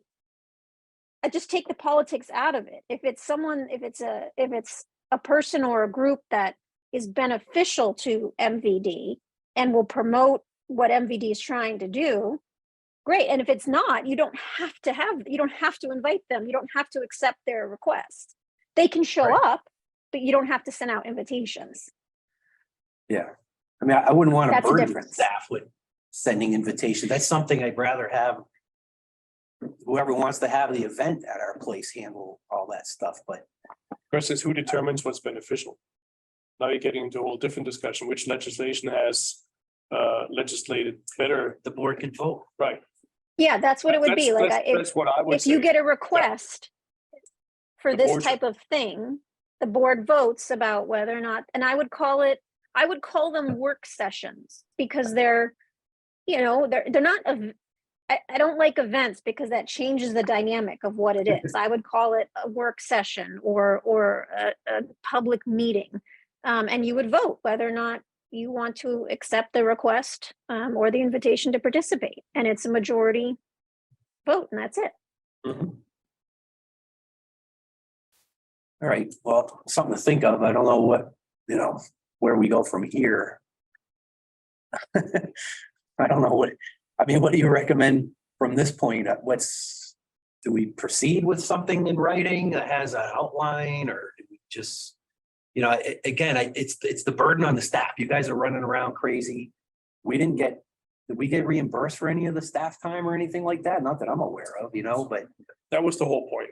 The whole point was that you guys ended up organizing all kinds of stuff without any preparation, right? There was no respect towards your needs to get this stuff, this event, this, let's call it event right now, organized, right? It was about having control over what's happening and being prepared for it, and not being surprised by and being on the sideline of the event and realizing what's actually happening, right? No matter if that was intended or not intended, it's just, we are an entity that's being assessed. And it's also being assessed by potentially people that are coming into office later on from one or another party that may not have considered this to be a good situation for us and may not look at it favorably for us, right?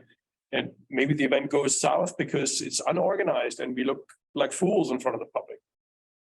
All I'm asking is that we are thinking about how we make sure that we have good preparation, we have good control, we have consensus, and it's a professional situation instead of a haphazard situation. That's what I'm looking for. So I think the way that happened going forward shouldn't happen again. It turned into a little bit of a free for all out of your control. And that wasn't your fault. It just kind of spiraled. Yeah. So if you get requests, any individual commissioner or Jill or Ron or anybody gets a request, we'd like to come and have a talk with MVD or a press conference, whatever they want to call it. It goes to a vote of the commissioners, okay? And then the commissioners, during that vote, you talk about, okay, when can we schedule it? What time? And you do the agenda, and it's your work session, your meeting at which they are a guest, a speaker.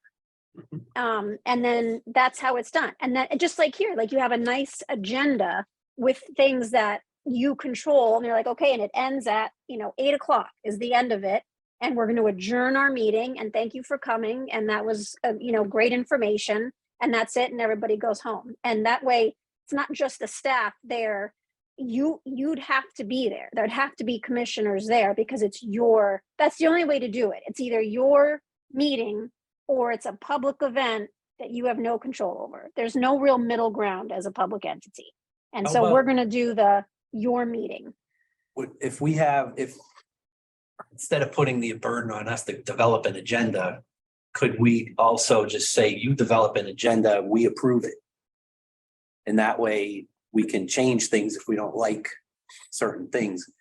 Because we're never going to develop an agenda for some political something. But it's not going to be like how your agenda is tonight. It's not going to look like that. It's going to say, it's going to say agenda, Merrimack Village District, Board of Commissioners, public meeting, 5 p.m. Welcome, guest speaker, Joe Smith. Yeah. Joe Smith to talk about, costs of PFAS and, how the feds propose to help with that, and that's it. Yeah. Public welcome. And then maybe, 5:30, public comment period. And then, 7:30, adjourn. That's it.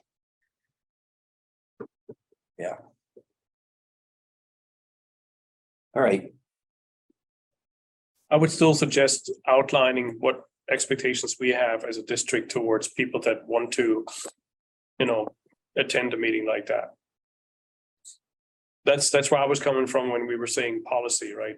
It's about having a couple of check boxes and having an understanding. When is it, who's coming, how many people, is the press there, is TV there? I think those are fair questions to ask. oh, because, absolutely, yeah, yeah, That's where I'm coming from. yeah, And the board So what we can do collectively is decides have, on. like an application. I mean, we won't call it an application. I have to think of what we would call it, but it'd be like you Request. fill out your name, request, Yes. request to appear before the board. So it'd be name, phone number, what you want to talk about, some dates that you'd like to come, who you'll be bringing, and they fill all that out so that when it comes to you to vote, you have all that information in front of you. And I think indemnification is a big part of it too, right? I mean, we had like 100 people there, right? And yeah. we just need something to go wrong and all of a sudden we have a real problem on our hands. Yeah. So. Well, no, we have so that's Covered. that's different. So I mean, you don't have indemnifications for if there's any public there right now, they're not signing an because it's not. It's just like tonight. It's a meeting. It's your meeting. It's not you going through business. It's someone coming to talk to you. So we wouldn't do indemnifications because they're not using the property without you. Because if something starts to get out of hand, you end the meeting and you kick people out because it's your building. Yeah. All right, well, we should probably move on to the 7 o'clock item here. Are you staying on for that, Carrie, or are you coming back? 7:30? What do you want? Well, we have a non-public at 7:30. I don't know if we're gonna be doing interviews with the two potential candidates for the open seat, the Board of Commissioners seat. We don't. Yeah, so I'll jump off and then Jill, just Yeah. text me if you need me to jump on. Okay. All right, And then I'll Great. come back for the non-public. yep, Okay, thanks Thank for you, your help. Carrie. thanks. All right, great. So 7 o'clock, we can move on to Board of Commissioners to conduct interviews with Mr. Scott Saban and Ms. Erin Clement for filling a one-year term on the open commissioners seat by appointment. Is Scott out there? I'm sorry about him. So come on in and join us. How you doing? Was that an open seat? Either one.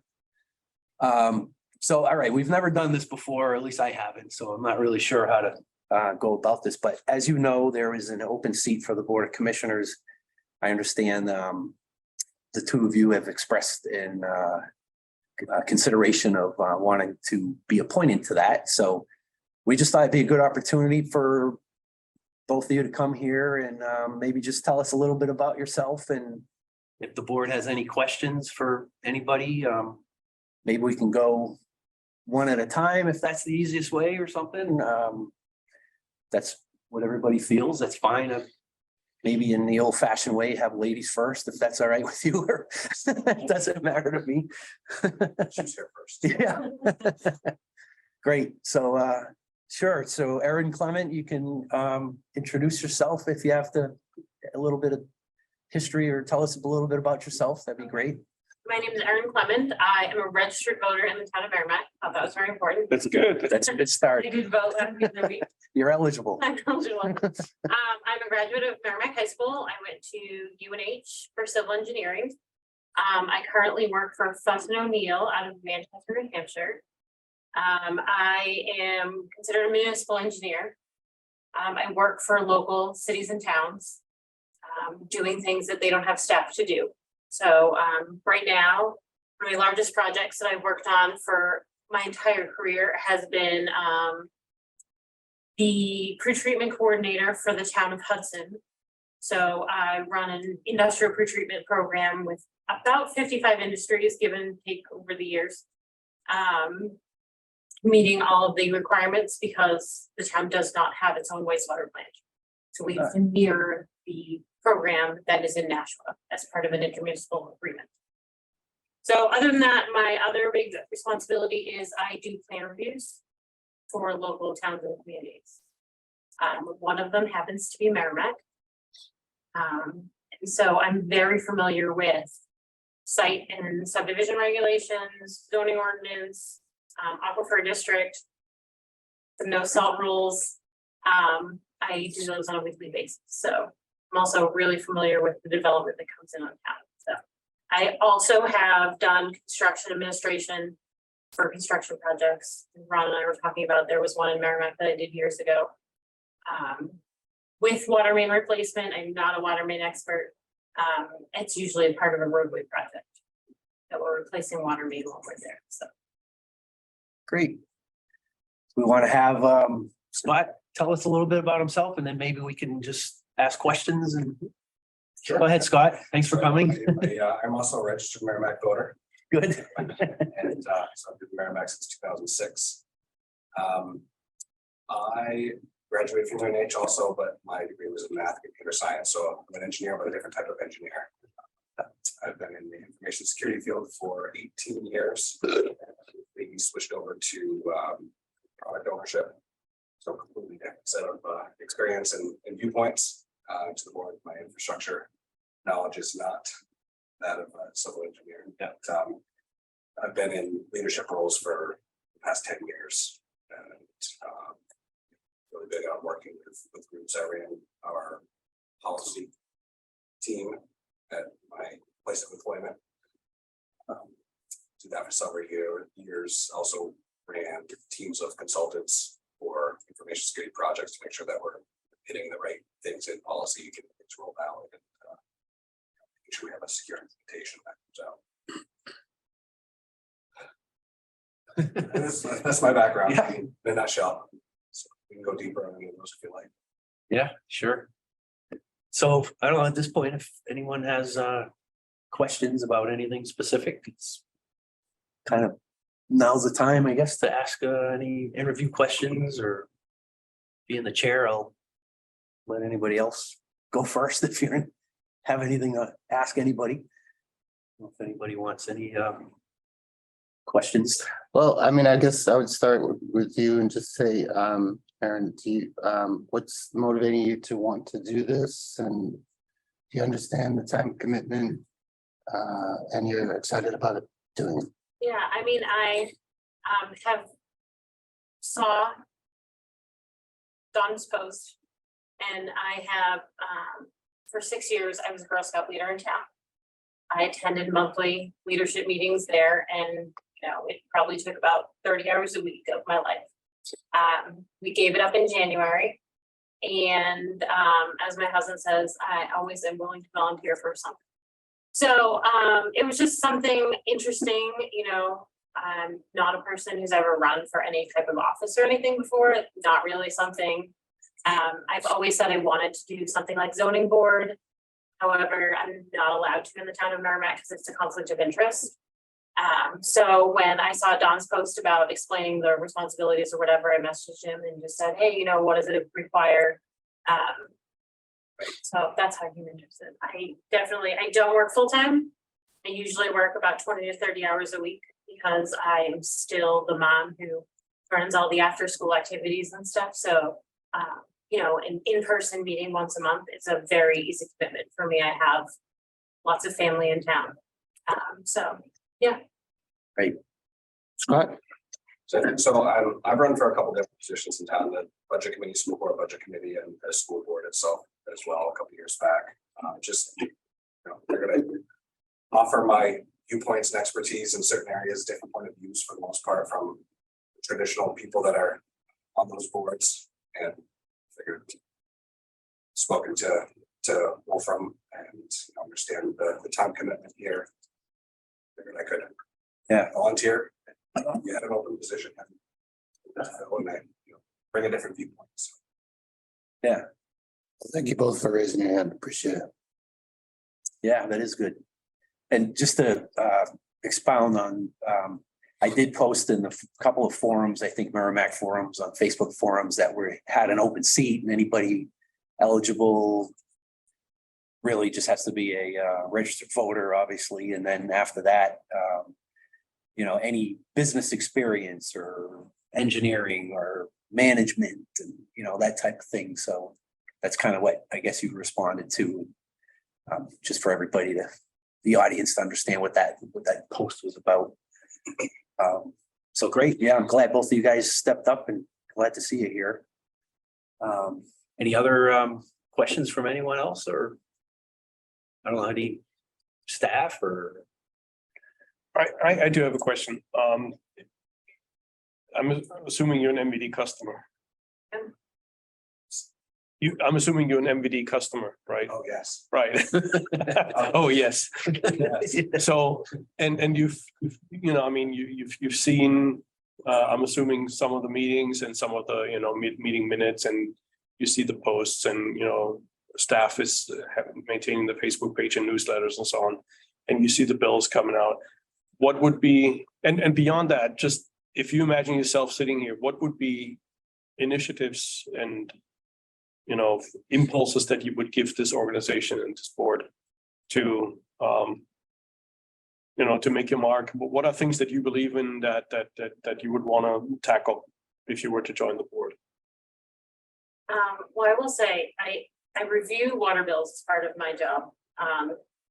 As an industrial pre-treatment coordinator, and one of the things that's always, and having watched your meetings and discussing Penachuk and all that kind of stuff, is I would love to see some more education for companies, homeowners about sprinkler usage, because I think a lot of people do a lot of shallow watering that does not do anything for their grass or for our usage in the summer. So I think, being able to do some public outreach with that kind of thing, I think that would go a long way, not only to hitting the spikes. I mean, I call it grass wars in Hudson. There are some industrial parks that are absolutely beautiful, but I mean, we're not keeping golf courses. There needs to be a limit somewhere. So I'd love to do some public outreach for that kind of thing.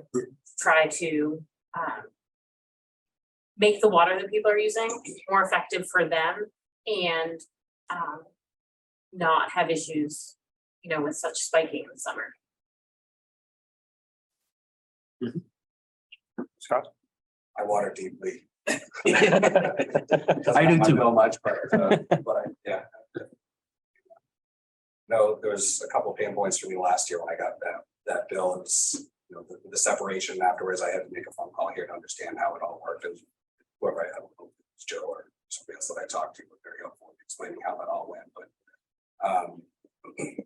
for me, it would be more about understanding what the pain points are of our customers and the staff, and listening to what that is, and listening to those different types of solutions that they have, because they're the ones that are out there doing the work and hearing, answering the phones and stuff. So as a board member, I don't necessarily see it as my role to solve all the problems, but it's to understand what they are, offer suggestions if possible, or use expertise that's out there already. So that would be my approach. Good. So one of the things that obviously we MVD is faced with is this PFAS issue. And we've had to design, build 3 treatment plants now. And we got back in 2019 or warrant articles that were proposed to the public. And the public voted in a very high favorability. It was like 300 people that attended the annual meeting, and 92% of them voted in favor of progressing and proceeding with treatment plants. And at the time, there were really only 2 of our 6 wells that were actually out of compliance. And those warrant articles were for the remaining 4 wells that were still technically compliant. But everybody in town seemed like they were very adamant that they just didn't want this PFAS in their water, and they approved those warrant articles for those other 4 wells, the other 2 treatment plants.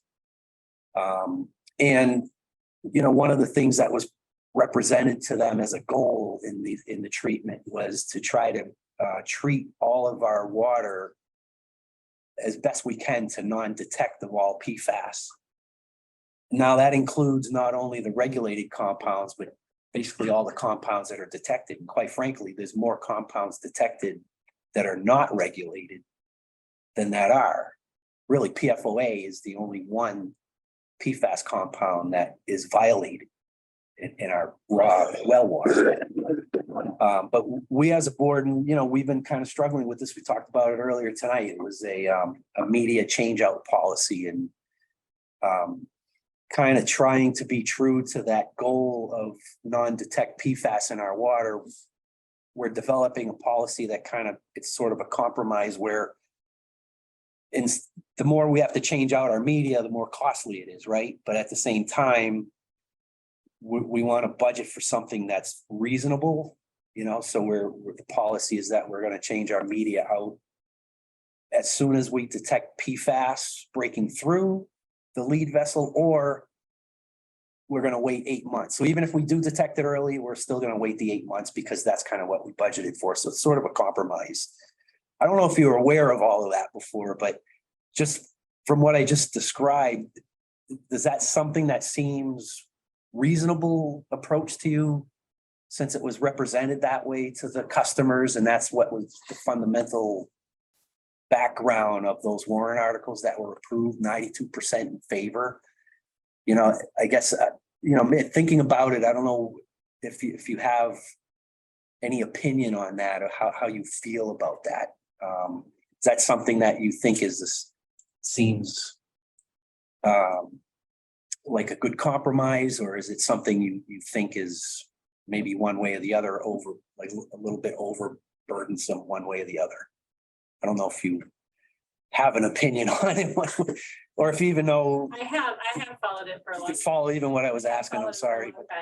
I think it's a good compromise. I think based on, you know, the data that you guys are gathering going forward, I think a lot of these systems, you really need that data over the years. And I think doing the 8 months or, you know, breakthrough now, it's great because you have to have something to budget. You can't just walk in there and say, you know, and you can't magically change them.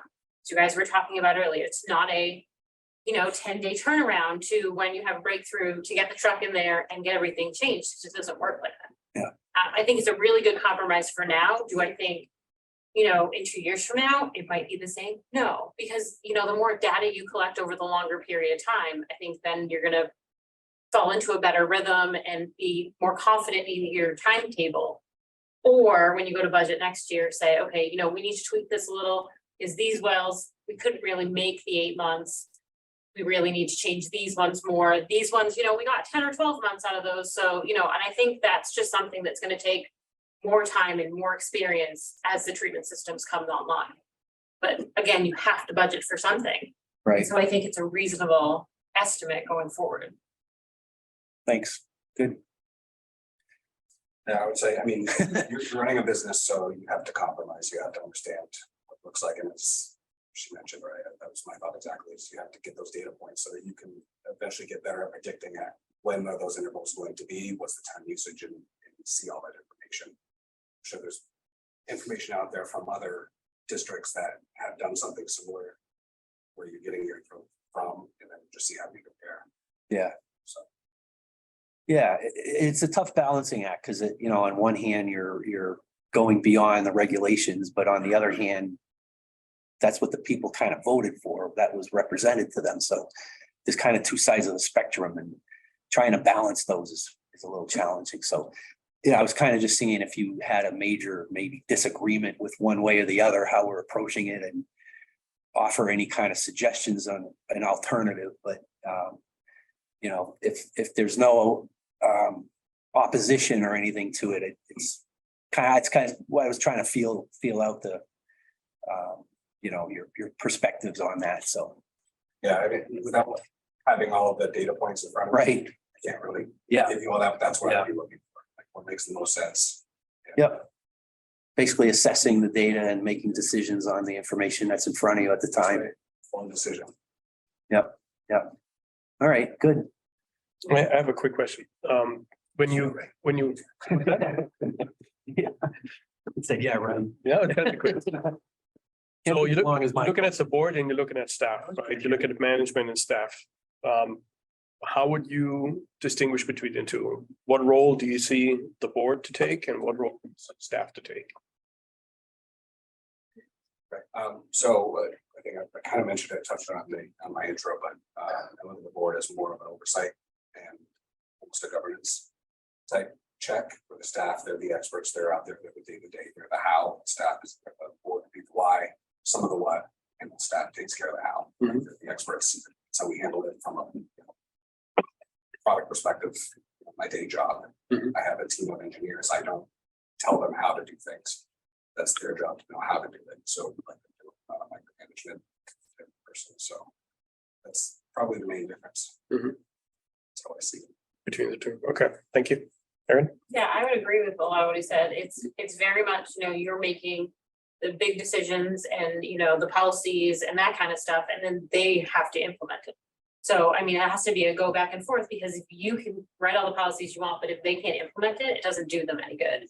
So it's very much taking, what their issues are, what policies you need to create, and then, working between them. So I appreciate that they're here every meeting. I think that's a super good setup, because, a lot of the policies need to be driven by what they need. So as far as time commitments, it's, we have a 5 o'clock meeting once a month. In addition to that, we've got, when budget season rolls around, December, January, does it even start in November, maybe? Yes. We'll have like 3 workshops. Those are all on Zoom. So that makes things a little bit easier. We do have legal matters going on with litigation against our polluters, which hasn't really taken much time recently, but probably will start stepping up, maybe not for another year or so. What other time constraints do we have? We have workshops once in a while, like technical matters with our consultants. That's probably Public hearings, like twice a year. we went kind of crazy on grants in the last couple of years, applying for them all, so Yeah. we just have to have public hearings where that we're accepting the money, if there's any public comment. Usually we try to wrap those into these types of meetings too. Let's look ahead and say, well, this is coming down the road and it's being signed 30 days before it goes in. So then the annual meeting and the public hearing for the annual meeting. Right, right. So just kind of giving you a sense for really all of the stuff that, is, I guess the word required is not really correct, but, that's kind of what the duties consist of. So essentially, if your schedule, if you can commit that your schedule is fluid enough where you'd be able to make a multitude of those meetings, I think it's important to consider. We've struggled, we've all got full-time jobs, daytime jobs, and it can be a struggle getting here. And usually we're not all here. There's usually something that comes up with some of us that just can't make it. There's emergencies. Work has to come first. That's our real paid job. This Family second. yeah. Family and then work. Let's do that, right? So yeah, so it's I'm sure you've probably understood that. Someone probably mentioned that to you in the past, but hopefully if you're able to commit to something like that, that's just kind of want to leave you with that last thought, I guess, is the ability to commit to that. And we really hope having a better turnout at the meetings is going to be helpful to moving things forward. And I personally would like to think that if someone misses a meeting, they might be able to catch it on. Luckily, everything is on replay now on MTV, Merrimack TV, and channel 20, it runs on channel 20, so. You know, if there's an opportunity, if something happens and things do happen where you miss a meeting, we go back and watch that, so you're kind of up to speed on what's going on, but. So I don't know if there's really a question there, but I guess it's just something, the question is, are you willing to commit to that? I guess is the question. Yeah, for me, I mean, same thing, full-time day job, Yeah, live in town, work in town, so it's not like it's a big commute. right, that's good. Stuff that's after hours shouldn't necessarily be a problem. In all honesty, things that are during the day, you know, they have to be. Yeah. Really important, and I have to have the notice. Yeah. Right? So Yeah. That's what it comes down to in that aspect. Yeah. Just can't pick up and run off to. Yeah. You have the drop of a hat, that's the. And yourself, Erin, did I scare you away with all those extra meetings that you might not know? No, the service right now, I work 3 to 4 days a week, 9 to 2, because I leave the house as the bus leaves, and I get back before the bus Okay, comes, yeah. because I have 8 and 11-year-olds still, so I am in town most of the time. So yeah, and my husband works over in Amherst, so we have already had a discussion, hey, if I do this, he's like, I'll meet you in the parking lot at 5 o'clock. All right. Yeah. So I mean, yeah, it's well within, I mean, comparatively to what I volunteered for in the past. Yeah, good. Good. So, and I do have a flexible work schedule. I do, you know, volunteer right now for the upper elementary school every Friday. I just move things around. Yeah, yeah. All right. So I guess we're kind of nearing our 7:30 mark, so I don't know if there's any last questions for anyone or not, then. Do you have questions? Yeah, actually, I'm sorry, I didn't even think of that. It's a good point. You have any questions of us? No, not really. That's a good one. I didn't even think of that. Didn't ask for the pay. Yeah, I know. $100 a month. Yeah. Awesome. So we're not doing it for the money. We're doing it for, you know, Yeah, the town and, yeah. Services. Well, it's very notable that you're here and, you know, you're commended for even offering to be here, and it's a tough decision, and I think at 7:30, we're gonna go into non-public and talk about what we think and make our decision, and I guess someone will probably get back to you tomorrow or this evening or whichever way to let you know. And pick up both your email addresses. Good, so there's no other questions. I don't know if we want to move on to the non-public, and at this time, I guess, Can you ever come back if? I don't have any questions. I guess you guys would probably excuse yourself, and thank you for coming for your half hour plus here tonight. I really appreciate that. So I hope it's all that you expected. Yeah, and actually, this is probably the most people we've had in, you know, It's been a while. now. Yeah, we're talking about meeting turnout, like, then there, not. Yeah, no, here. Definitely. All right, well, thanks again, both of you. I really appreciate you, Scott and Erin. Thanks a lot. Have a good night. All right, so at this time, I guess we are going to, I need to have a motion for going into non-public. So moved.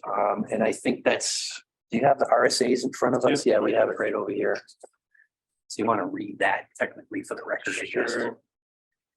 I move that we go to a non-public session due to RSA 91-A:3, Roman number 2, parentheses E, ending, not that one actually. Let's try the other one. RSA 91-A:3, Roman number 2, section A, dismissal, promotion, or compensation of employees. Right, Give me both of those, since it's just one non-public. Right. right. So it's the other one pending litigation claims or something too, right? Litigation. Right. Yeah. Okay. All right, so motion by Wolf, Seconded. second by Ken. All those in favor of going into non-public session signify by saying aye. Aye. Aye. Aye. All right, great. Welcome, everybody back. This is the second session of the public meeting of the Board of Commissioners, Merrimack Village District, April 17, 2023. And we had just left a non-public meeting. So I think the first thing we need to do is to close that non-public meeting. And a motion was made by Seal- Wolf, and second seal- by And Ken. seal the minutes. Yeah, that's the second one. So are all in favor of ending the previous non-public session, say aye. Aye. Aye, so that's 400. Now we can have a motion to seal the minutes from the non-public meeting. So move. Motion by Ken, second by John. All those in favor? Aye. Aye, that Aye. carries 400 as well. Amanda? Yes, thank you. All right. So now I guess I don't know if we need to declare the second session open at 8:13 PM on April 17. So the first order of business is to appoint a commissioner to a one-year term. And that term will end at the next annual meeting in March of 2024. So at this point, I guess we can entertain a nomination by one of the commissioners for one of the candidates. All right, so I'd nominate Aaron Clement for the position of Board of Commissioners for the one-year term. And does that get a second? Seconded. All right, so nomination by John, second by Ken. I think at this point, we just vote for all those in favor of appointing Aaron Clement to the open commissioner seat, signify by saying aye. Aye. Aye. All those opposed? I abstain. All those abstaining? I wish I could vote for both because I think both candidates would bring the district forward. And that's Absolutely. not a sign of not supporting Aaron. It's just, I believe that Scott would have also added a lot of value. So I abstain. Right. Okay, so that's that carries the appointment 301 for Aaron Clement with Wolf in the abstention vote. And I second that as well. Both candidates that commend for being here. Definitely have assets on both sides, and it was a hard decision. And I again thank them for coming and look forward to working with Aaron. And if Scott wants to try his come back in March of next year, you know, that seat's going to be open, and two others will as well. So, all right, great. So I guess at this point we can proceed with the next agenda item. Where did we leave off here? Well, Is there anything else we needed to do? it's supposed to be old business, but there's something here though, agenda item number 10. Which is old business, yeah. Okay. Well, either that's the turnpike crossing. Yes, so old business. So we're nearing the end here, so anybody has any old business to present? My dad used to say the horse that finishes the race at first is the one that gets the strongest kick at the end. Let go. I agree. All right.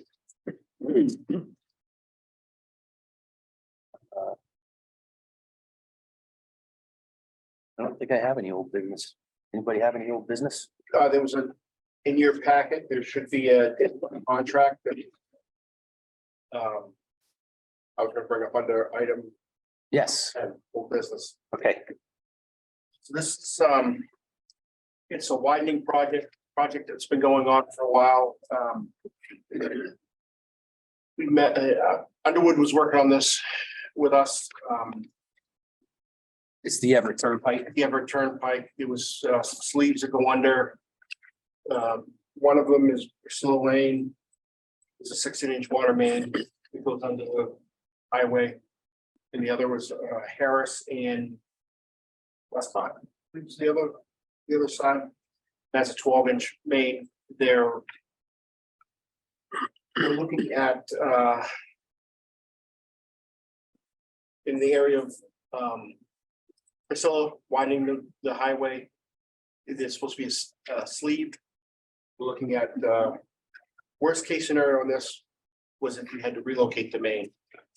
If the depth were off and like that, they were gonna be test pits under this contract as well. But our portion of this would be 262,340.46. And that's the worst case scenario. Hopefully they can get in there and just extend the sleeves without relocating or replacing all of the water main. It was some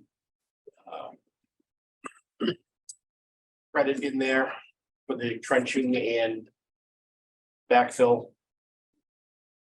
The pipe was old enough that it really didn't qualify. So this is all basically, that's the way the laws are prescribed when we have our utilities in an easement on land that we don't own, which is the DOT's right away for the highway. They have priority on doing the work that they need to do for their purposes. Yes. And if our utilities are in the way, need to be moved, the burden falls on us to handle some of that cost. Most of the cost, and Most of it in this case, yes. Yeah. If the age of it wasn't that old, right, it would cover a lot more of the Right. pipe and all that, but has anybody in our legal side looked over this at all, or is this, just wondering, has any of our legal counsel looked at this? no. Is that normally the case, or? I'll be honest with you, this is one of the biggest contracts from them, and it was pretty much really no discussing it. It's Yeah, gotta pay that, we did have some conversations and whether or not we wanted to include the work in their work. It only made sense to me to include. We could have done the work ourselves, but it just makes sense that they've already have in it. there with Yeah, contractors. they have the contractors there anyways, machines are there, let them. Yeah. Them do the work, so. So that's, what's the number again? It's 262,000 is the, 262,340.46. and where would that funding come from? Is that something we budgeted for, or we have in a capital reserve fund or something? Capital reserves. Yeah. Facilities. And it's kind of unfortunate, because that's a big number, that 262, Yeah, big number, and we can certainly, that buys a lot of media change outs for. it does. I'm really hoping it's gonna be less than that. So you you think that number is only if there are conflicts that require more moving of the water line? Yes, the way this price was worked out was the worst case scenario. So if if we easily get to with the test pits, say that the sleeves are out further than what we don't really know where the sleeves are. We're kind of going typically where they might be, but maybe they're, Right. So these are sleeves where our water line is running through yes. underneath the Everclear pipe that's being widened. Oh, so they're running by exit 12, huh? I didn't realize that. Yeah, I think it's going all the way from 11 all the way to And then Manchester. well, we shouldn't have an issue with sleeves. Because it's actually, we're sleeved under off ramps and off ramp and on ramp. And again, at the highway, they're looking at a infiltration basin and stuff like that. So there'll be some estimates over there. We may not have to do anything over there. Right. We could be deep enough. Okay. I don't specifically like the idea of our workers and equipment being right next to a highway construction site, right? We Yeah. just don't really have experience. I was with gonna that, say, we're right? not So- typically geared up for that. Right. Wanted to go out and do test pits, but like, you know what, Yeah. can you guys do test pits? Yeah. Required as part of the construction and, and see where these things are and come up with a better, I am a little bit surprised that the state can mandate us doing that when the project originates with the state. So it's, They're gonna do this- we have some others coming up. Yeah, it's on Continental, Boston Road, Boston right? Road. It was kind of frustrating for me. I think I've attended meetings just 10 years ago. For the Continental and Boston Post, and all of a sudden it was a hurry up and we need to get this done. Of course, we had to go out and do test pits and we had to locate and all of that. And but that's the next one that's going to be coming down the line as well. Hopefully that will be that's a little bit newer, I think, so that may not be as expensive. So why is there chlorine injection? That's for, basically, there's a new main, they're gonna need a place to chlorinate. Then take a sample from afterwards, and just make sure it's, open it back up. so that's the standard practice. Yeah, super chlorinate a new main, so you kill anything that's in there and then you flush that out, then you put it in service. Okay. I don't know who to use, but I mean, $260,000 effort, if it's that high, kind of makes sense to spend a couple thousand to have somebody from a legal perspective look at it, but I don't know that that's necessarily Drummond Woodson. They're looking to get it like tomorrow. This was really. Oh, yeah, we got the contract Thursday, Friday. They want us to sign it and then, But who's responsible that we got it this late? well, it's definitely from Yeah, how much time they give us, what, right? I just, we're not legal people. We don't know if the state, I'm sure their legal people put this together, so it's never really a fair game to have one legal side without the I other. can certainly send it off. I mean, the worst Who would you case, think to send it to? I mean, I could send it to Greg. Yeah, is he, he's up on that type of stuff, right? Yeah. And I think that's kind of what we agreed before is, real estate utility matters maybe is bailiwick and, the PFAS stuff is someone else. So I guess the worst case. Agree with that at all? Greg, the other attorney, I don't think we ever I met. can't really speak to Greg's attorney skills, so I don't have any opinion Yeah. on that. But I mean, as far as getting this, just a set of legal eyes on this thing. Do you guys think it's merited or At least a sanity check, and that shouldn't take more than a day or two. just to make sure like the state's not saying something that is our responsibility where it may be a gray area where maybe it's not all of our responsibility if there's a little push. If we hire him for a couple grand and he saves us 5, 10, 15 grand on something. Just, I feel comfortable just having someone to make sure we're not overlooking something that we don't know about. I know they wanted to have it signed before it goes to governor council. I don't know when that date is. No. I mean, Yeah, but still, I mean, we have no reason to abide by that request, frankly. oh, no, I mean, worst case, we don't sign it. We have a fiduciary responsibility as board members. So the other question is, I haven't seen anything that tells us that there were multiple quotes, for example. Queried for this number. Is this something that comes off of a, Is this a cost estimate or is this a bid? This was a bid. Was a Is bid? it really? It was a bid and they're gonna award the lowest bid. We did say that. I don't want to say that. Oh, or maybe I missed that. First, must be. Yeah, what does it say here? It's a big number, it's something that's like. Rather be spending 262 on something that does good for us. I don't know if, I mean, it says here, the only thing it says here, work will be paid for an actual cost from the based on bids estimate. But it doesn't say 3 bids, for example. I think this is a cost estimate because there's calculations in Right. here, with, like volume of trenches. and- Right, So this is probably like an estimate Yeah. and then it's going out to bid.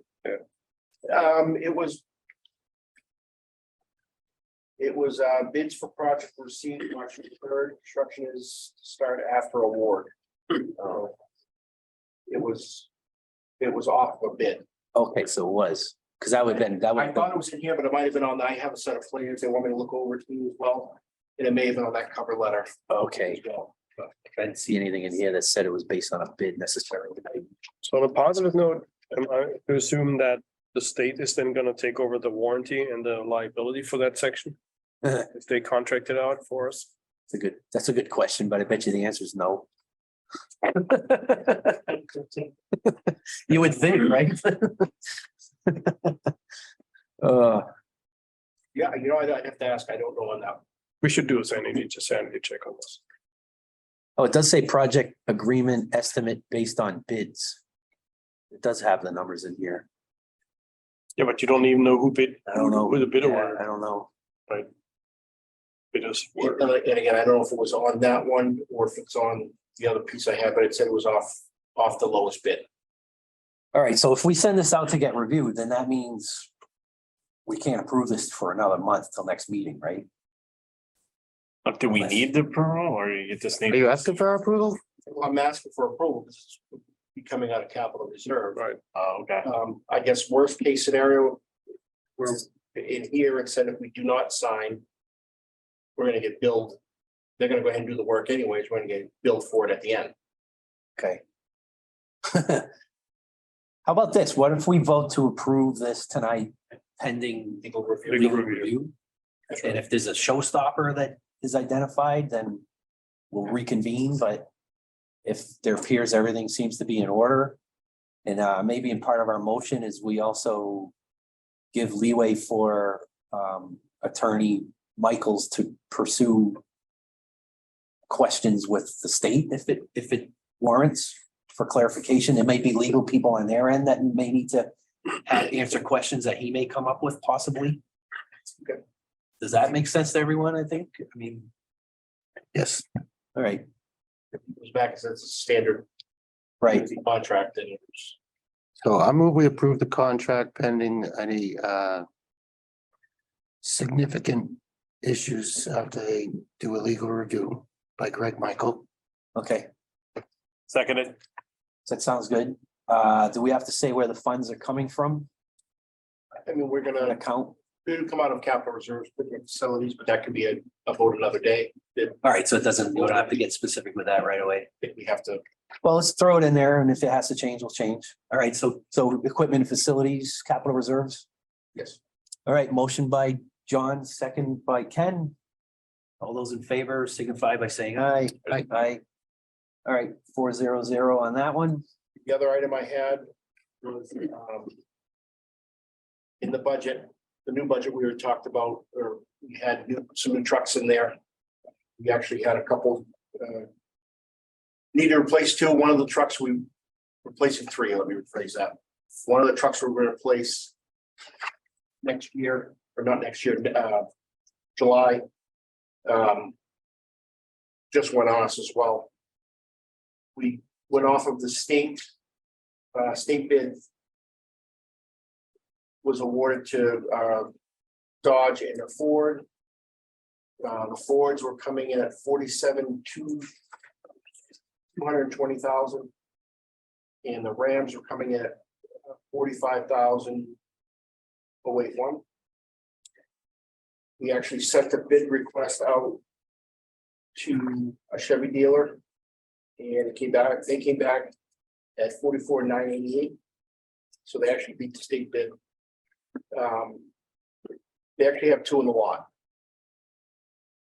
So Who is that Chevy?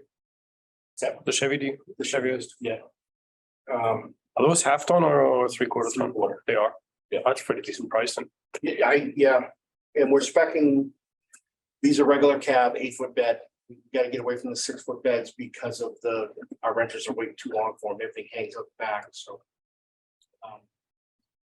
So I'd like to be okay they're not gonna be able to hold those, they're on the lot now and. And this was already kind of It's in the budget, we planned on it, it was gonna come out of capital reserves as well. But it's in the budget for after July, but. okay. We move on it. And the two vehicles right now are they even drivable? How old are they that we're replacing? Well, actually, two of them are off the road because of transmission and body rot. The last truck is Those were 2 half tons. We're actually gonna go back to going to 3/4 ton for what we need to pull with the tow package and all of that. And the one that just came off the road, there's like $4,000 worth of work that needs to be done to it. There's cab mounts all around that are in bad shape. So are those just salvageable? What are we gonna do with those? Just sell them or? Yeah. Okay. All right, so, Sorry to ask, if we do sell them, do we have are we going by, you know, KBB or something like that, or Kelly Blue Book. Kelly Blue Book, right, yeah, yes. so we don't, I thought we were pushing like 10 stuff towards this. well, and this kind of stuff can get cheesy, right, because if, you know, can you just trade them in? Is it like a public posting or something, or? We've done it different ways. A lot, we put them on the side of the road. Yeah. We've done them well through, we throw a sign on it and I guess my main thing is if anybody buys them from within the team, we got to make sure that it's clean. That's all I'm saying. Yes. So, Yeah. The optics of that would Right. be a little that's all I'm saying, concerning. Okay, to keep it short. so you want us to approve a monetary amount from a certain capital reserve fund in the motion here? Serves again for Equipment, $89,976 for the 2. $89,976 out of facilities, equipment, facilities capital reserve for the purchase of 2 new 3/4 ton Chevy pickups. pickup trucks for our field staff or whoever, okay? Yep. Second. I didn't make that, I was just, You just did, Did I? move away. all right, I'll move that. You second. Any other discussion? Nope. All those in favor signify by saying aye. I,